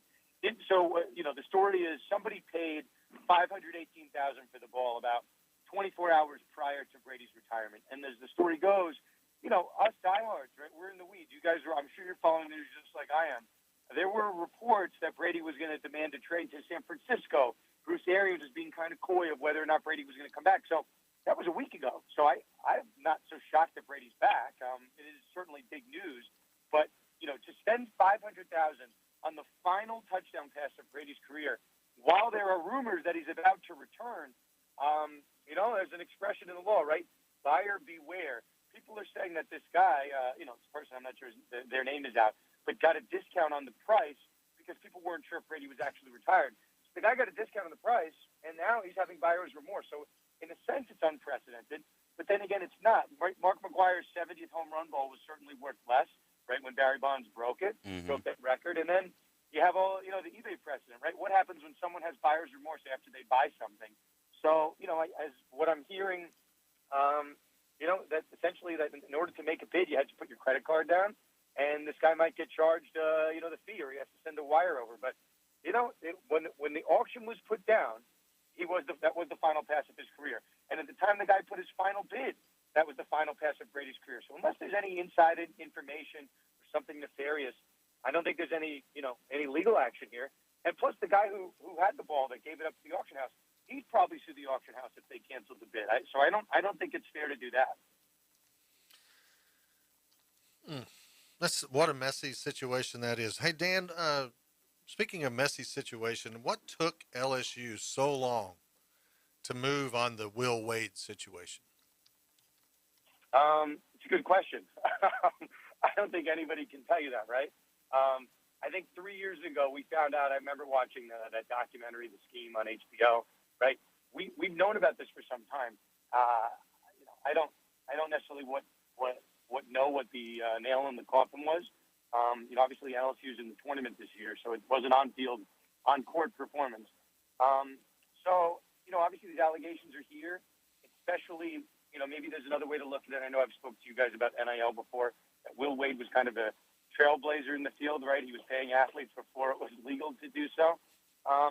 So maybe they thought there was going to be more sentiment on their side, but I think everyone said, right, the rules were the rules, and LSU was out here, getting caught with their hand in the cookie jar. So I think they probably had cause to fire him maybe a year or two prior. I'm not sure what caused them to wait. I think it's a fair question, but as we sit here today, right, maybe there's a lawsuit from Will Wade, maybe wrongful termination. I don't think he's got a cause here. I think they kept him on maybe a year or two again longer than he needed to be. Yeah, I'm surprised. It was a little bit surprising that they didn't get rid of him 2 or 3 years ago. But another legal issue that has come up, which has captured the world's attention, is the women's professional basketball player, Brittany Griner, and her being taken into custody in Russia and not being allowed to leave. What are you hearing about that situation? And is this something that basketball fans should be concerned about, that this could play out in a negative way for her? Yeah, it's certainly very scary. Brittany Griner's been playing for this Russian team for about 5-6 years. She's making about $1.5 million for her annual salary. So the only reason I bring it up, it's about 80% of her total earnings. She's making around $200,000 over in the WNBA. So people are saying, why was she in Russia? Mm-hmm. She had to make a living, right? So I think it's problematic, and I think if this issue was happening over in the States, we'd say, she's been. Everyone knows the rules about drugs, and I think the same rules apply over in Russia. That if you travel internationally with drugs on you, as is the allegation here, you're kind of asking for it. So. It wouldn't be the first time, right? If it happened to be some type of a plant from, someone in Russia putting drugs on her, I don't think it would shock anybody. But, allegations are true. She's looking at, I think, a maximum of 10 years in jail. So this is a really serious case right here. And I know politicians are now working to try to get her back. But, yeah, it's certainly a really scary situation. You just hope that these allegations aren't true, and maybe it'll give her an extra out to come home. But very scary. I think her whereabouts really unknown to most of the world right now. So, we're all watching this very closely, hoping everything turns out, safe and sound.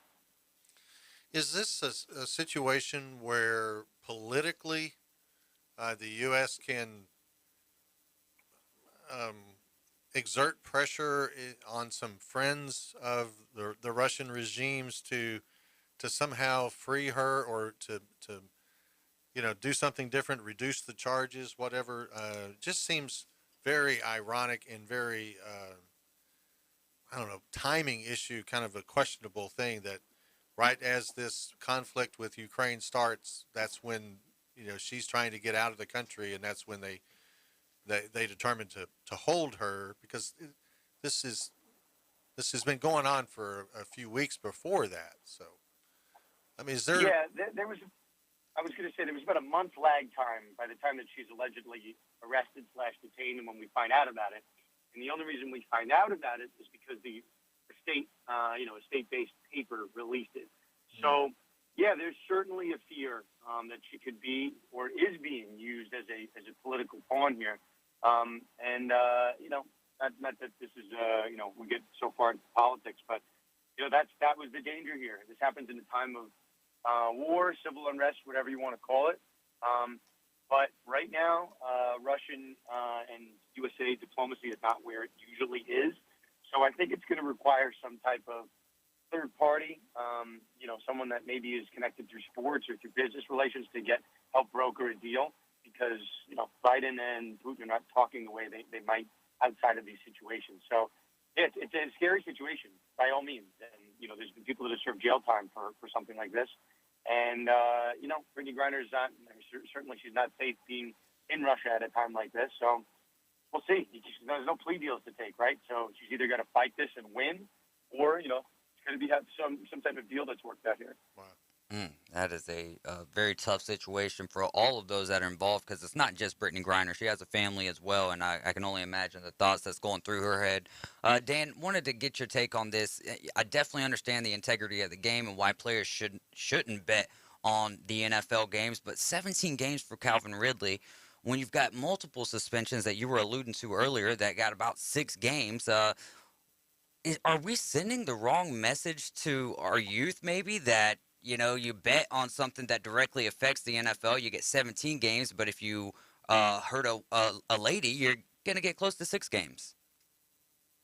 It's tough. I mean, I'll play devil's advocate for a second. I'm kind of with you. When someone's getting 6 games, right, be it Zeke or Ben Roethlisberger, they're doing something that seems to be either illegal or some type of legal trouble that could result. Calvin Ridley bet on the Hard Rock Sportsbook app, where you guys are in Florida, which was briefly legal for like a 2-3 week period. Yep, they still got my money. But Ridley's doing something that's obviously closer to being legal. There's some question as to whether or not it was legal at that point. But what's worse, right? Are you questioning the integrity of the game, or doing something that's questionably questionable at best from an assault perspective? In theory, they're apples and oranges, but the NFL shouldn't be sending the message that one is more important or less important than another one. So I think Goodell kind of asking for trouble, and we'll stay within Miami, guys, in Florida. Stephen Ross, right? I was on your show talking about the Brian Flores allegations not so long ago. There's an allegation that he, offered Brian Flores $100,000 to lose games, also questioning the integrity of the sport.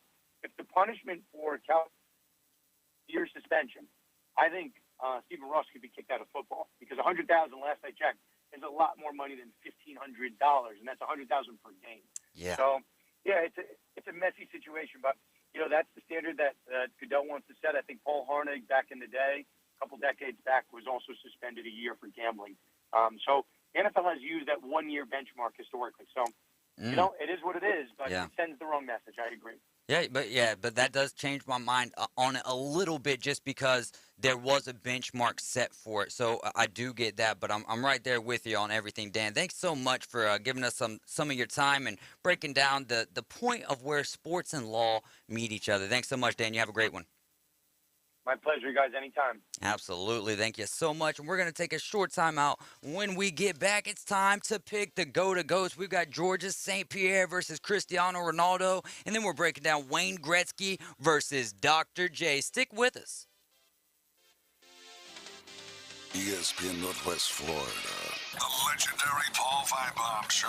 Weekdays. There's nobody that stirs the pot in Alabama better than you. Your show and your staff put together great guests. It's so entertaining. Thank you, thank you, thank you. Don't change the thing. God bless you. On behalf of everyone who works here, we all thank you for sharing those thoughts. The Paul Feinbaum Show. Weeknights starting at 6. 104.3 ESPN Northwest Florida.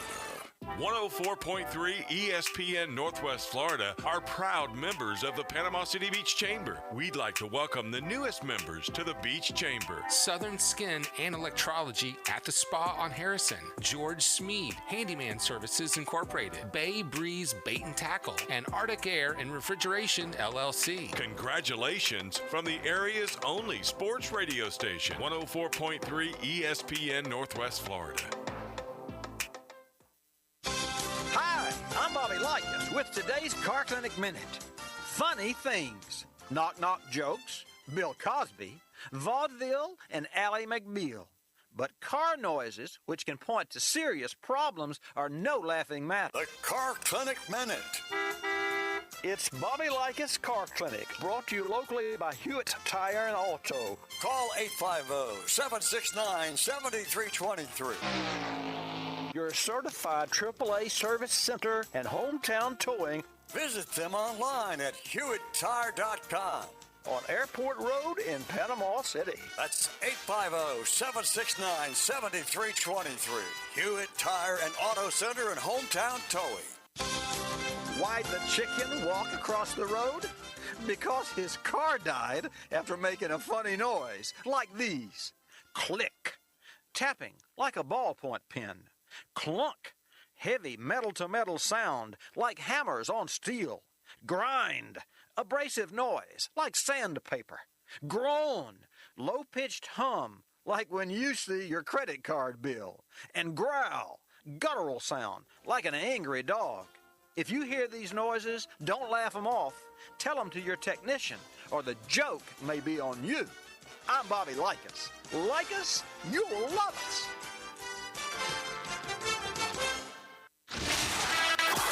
The last time he went to a club, the DJ was taking requests.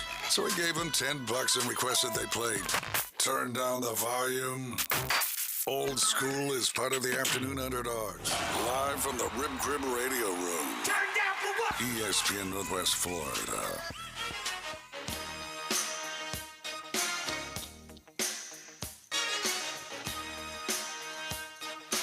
Where'd you come up with that idea, Old School? It's always been my motto. Turn down the volume. Turn down the volume. I'll go ahead and do that on our bumper music right now. This is the Goat of Goats tournament. It's brought to you by Right Sports Group. We're the Afternoon Underdogs, and we're teaming up with the Right Sports Group. We've got this great off-season kind of content going on. You can head over to the Right Sports Group on Facebook and ask for an invite. We'll accept you in there, and then you can start making your votes. We're coming to the end of round one here, and we'll be on to round two, still trying to find a goat of goats. And last time that I checked, Old School, we've got our first actual sweep today, and that's in the match that we're going to talk about right here, I believe. No, it's not actually.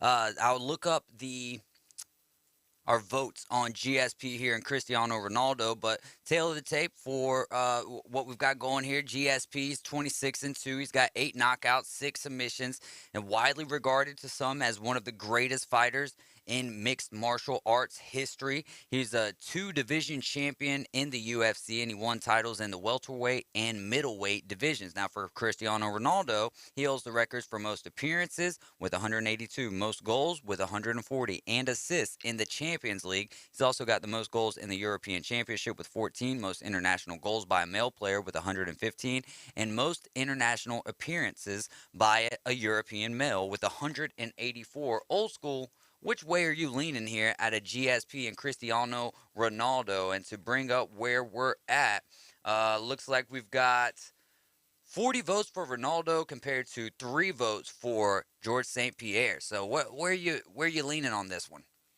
Well, I'll be honest. I don't know much about UFC fighters. Yeah. It's not my thing.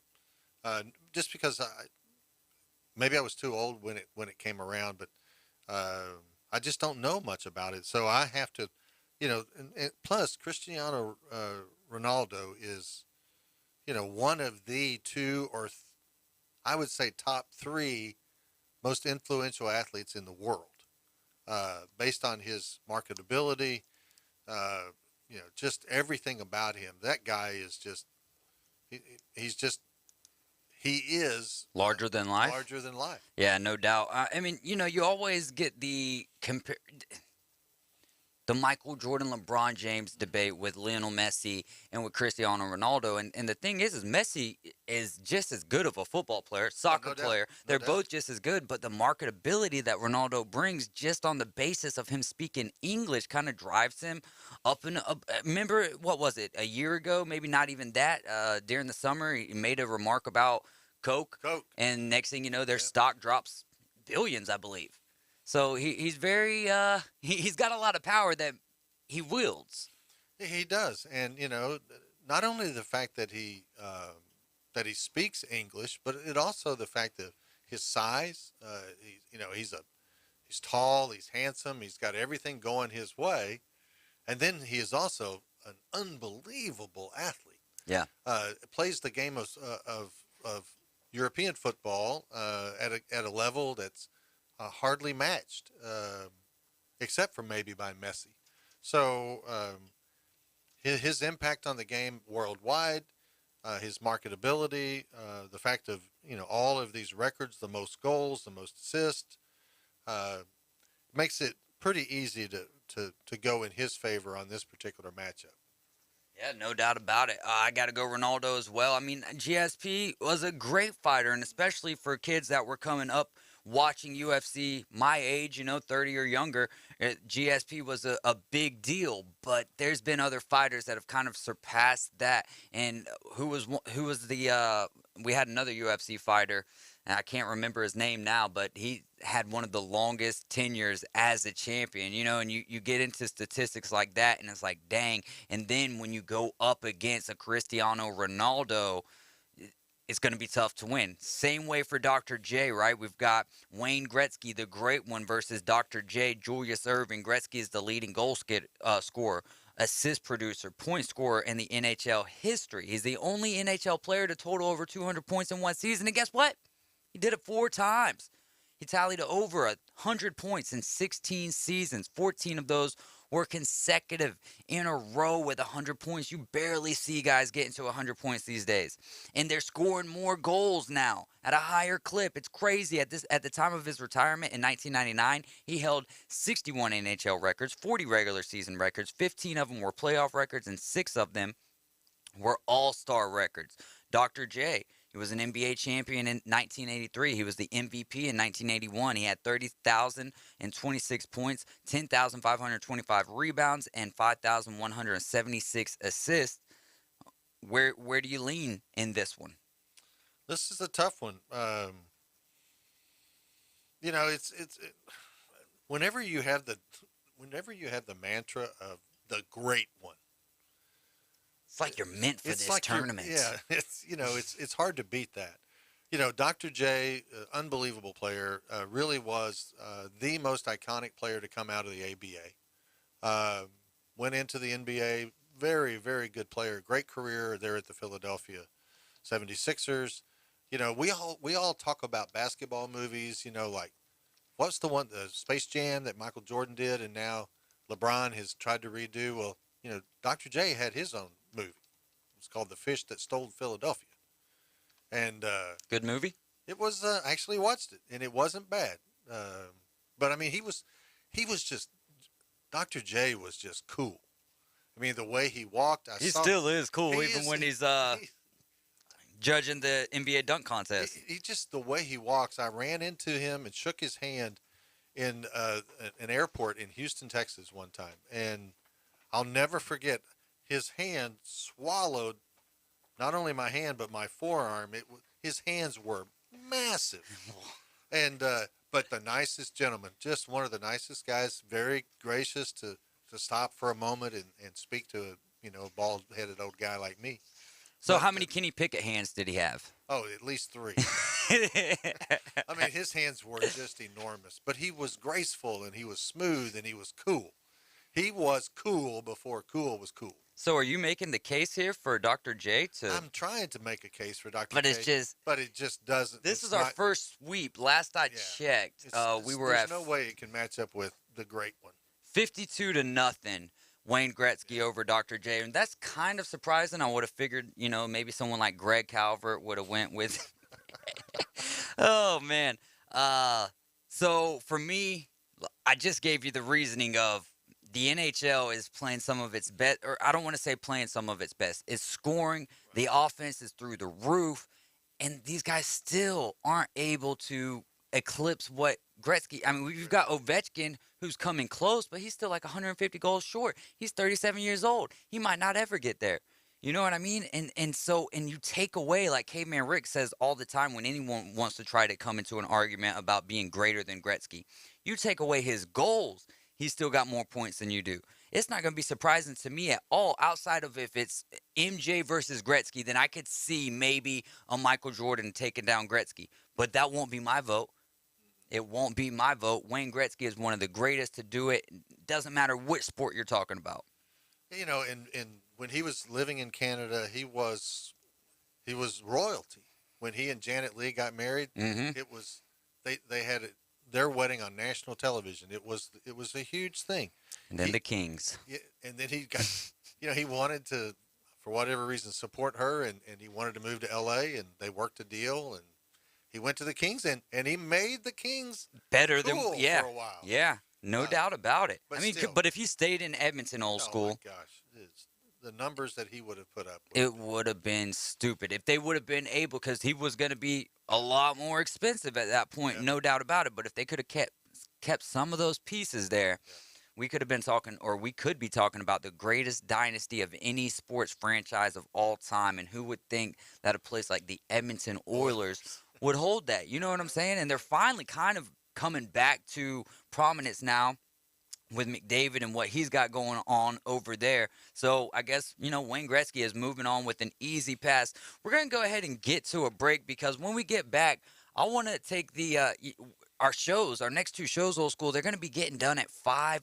Our last segment is going to be from 5:15 to about 5:30, and then we'll get you to the first 4 games. So with that being said, when we come back, I want to try to knock out one side of the bracket or knock out at least a region for you, and then we'll try to get as much done as we can in the show so that you get a bracket done. Sounds good. All right, my man. We'll be right back. Keep it tuned in right here. You're riding with the Afternoon Underdogs on 104.3 ESPN Northwest Florida. Weather forecast overnight, clouds to lower and thicken, a chance of rain showers by dawn. Overnight temperature 55, light east winds. We'll have a southeast wind up to 20 miles per hour Tuesday. Clouds, showers, maybe a thunderstorm. Cold front coming in, 68, 69 for the high. Wednesday, a chance of a morning shower, partly sunny near 70. This weather forecast has been brought to you by Mid-South Lumber, best little lumber yard in Panama City and Youngstown. For 104.3 ESPN Northwest Florida, I'm meteorologist Tim Root. 104.3 ESPN Northwest Florida presents the madness of college basketball. Who will be this year's Cinderella? ESPN Northwest Florida is your exclusive radio home for the NCAA College Basketball Tournament. Sponsored locally by Panama City Toyota, Ellis Agency Insurance, Reliable Hydraulic Solutions, Bill Bird Kia, and 104.3 ESPN Northwest Florida. Here at Panama City Toyota, we love things that last. Of course, it starts with beautiful, reliable Toyota cars and trucks. It continues with every customer relationship, across generations and hundreds of thousands of miles. And now, we're proud to offer something you can count on year after year after year. A free lifetime warranty that covers your drivetrain and powertrain. If you shop with us, we'll be here for you. Because peace of mind should last throughout your entire journey. Hi folks, it's Tracy with Tracy's Fine Jewelry. Did you know that we have a master jeweler right here in the store? That's right, he has over 30 years experience in the art of repairing jewelry. Most repairs are done within 2 business days, so don't send your jewelry off for 6 weeks. Bring it to us at Tracy's Fine Jewelry. We size rings and solder chains. We can reset your diamond into new settings and even custom design. You'll get your jewelry back quickly and looking as good as new. Tracy's Fine Jewelry, Bay County's trusted jeweler for over 45 years. Los Rancheros has been doing it right for 20 years. Los Rancheros brings a top-shelf dining experience to you with the opening of their beautiful new building. Watch all college and pro games on Los Rancheros' 14 large-screen TVs, with great drink specials daily from 2 to 5, and during all the games. Los Rancheros, the place for live sports and great food on 23rd Street between Jenks and Harrison. When the sun sets on the Emerald Coast, the freaks come out and play. David Hayes, Old School, and Boston Tim, the Afternoon Underdogs. Live and local inside the Rib Crib Radio Room on ESPN Northwest Florida.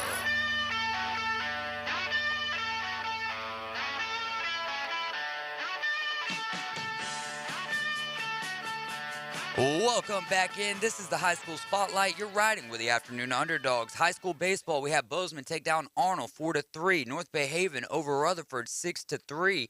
Those were from Friday night. Sunday, we had some JUCO baseball. Gulf Coast gets the better of Pensacola in a doubleheader, 7-3 and 5-2. Same way with Chipola over Tallahassee, 3-2 and 9-1. In JUCO softball, we had Northwest Florida over Kirkwood, 9-1. Northwest Florida over Jones College, 11-1. And another doubleheader. This time, Chipola and Lansing battling it out. Chipola getting the best of them, 12-0 and 5-3. All right, we've got Wright State Chris on the line with us. Chris, what's going on, my man?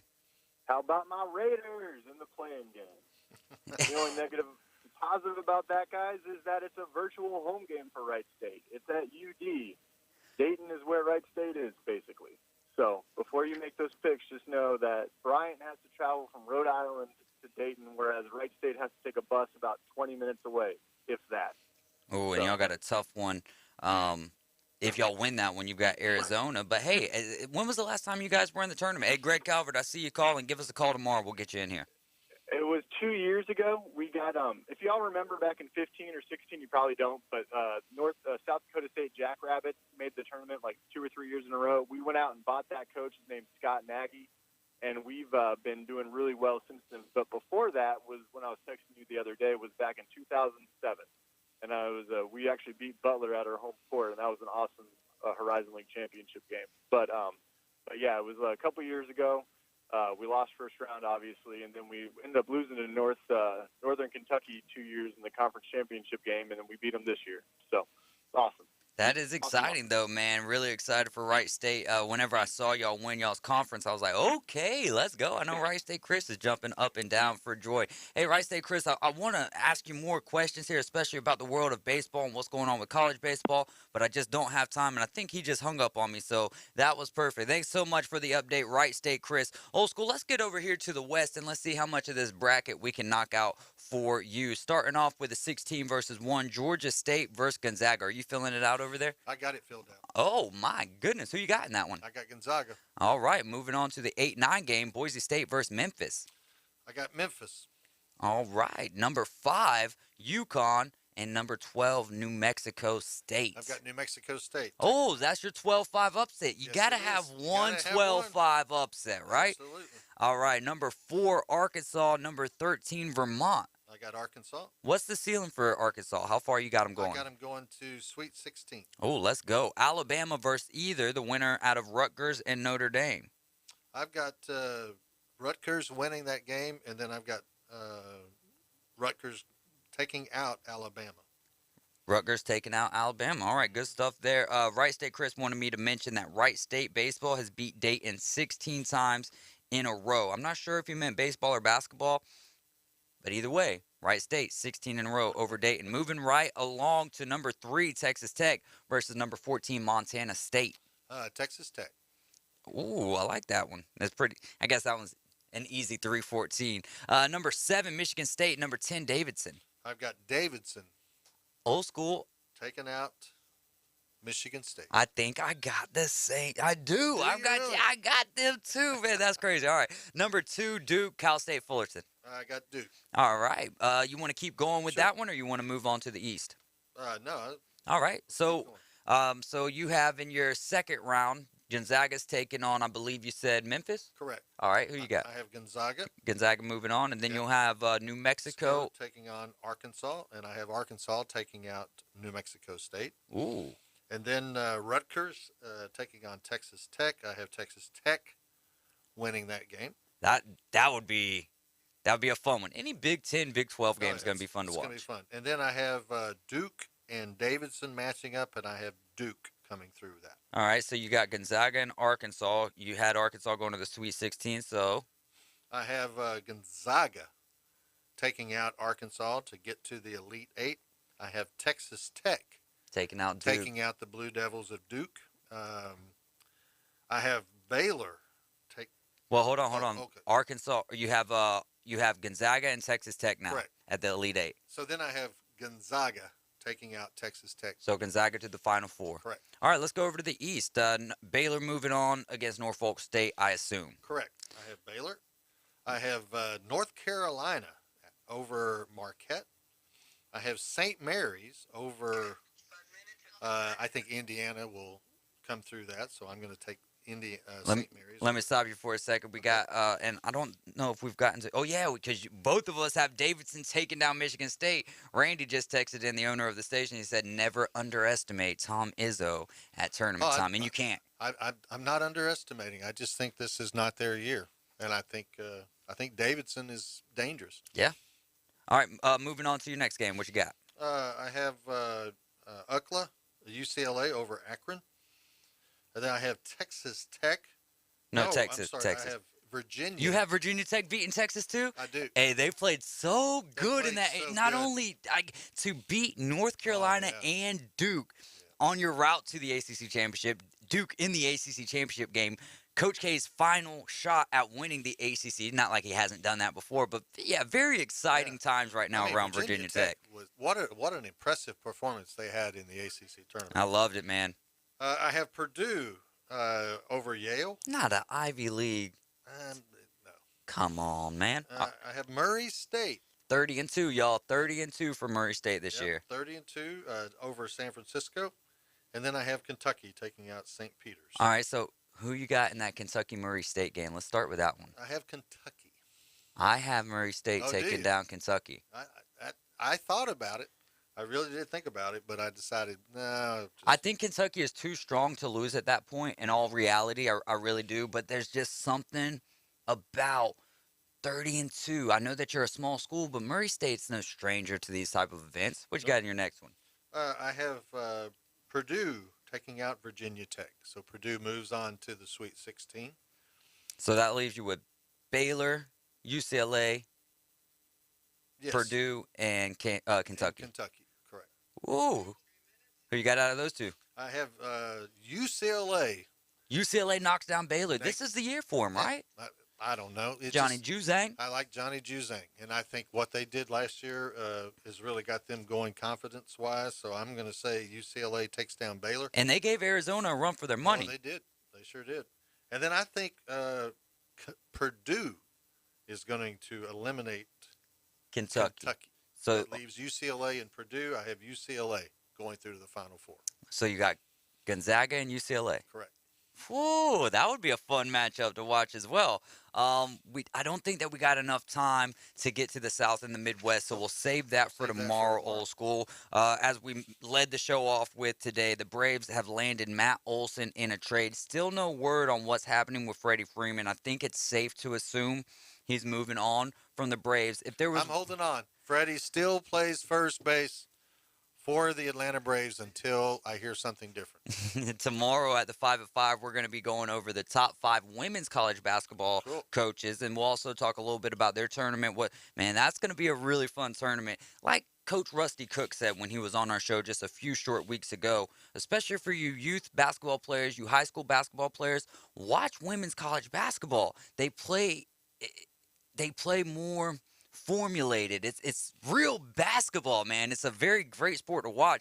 And then you got to watch out for, I know they're not a number 1 seed, but ladies and gentlemen, keep your eye on Caitlin Clark because she shoots it out the gym like Steph Curry's practicing or something. Yes, she does. She is fun to watch. Also, some other news that just came across the line. The Texans have blocked the Indianapolis Colts from being able to reach out to Deshaun Watson. If I could say one thing about this whole ordeal, thank you, Houston. Thank you, because if there's one place I don't want to see Deshaun Watson, that's fine. You could play for the Texans. I would even be okay with you going to the Jaguars. Do not let Jonathan Taylor and Deshaun Watson team up because they would be a force to be reckoned with if they got one decent, a little bit better. They need a better wide receiver than what they've got in Michael Pittman. That's true. That is true. So Freddie Freeman, will the news break tonight? Where do you think that he's going outside of Atlanta? Where would you want to see him go? Where would you continue to cheer for him? If he goes to the Anaheim Angels. I would be cool with him going to the Angels for 100% sure.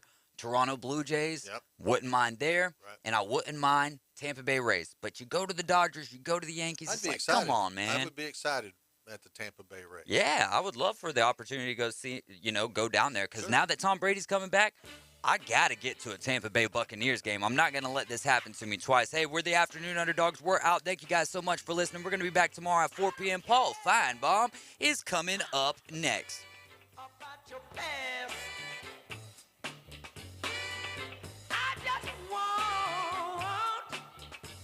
104.3 ESPN Northwest Florida. Colin Cowherd. The NFC North is an absolute mess. But this morning, I still think Green Bay has a decent shot, 10-1 on.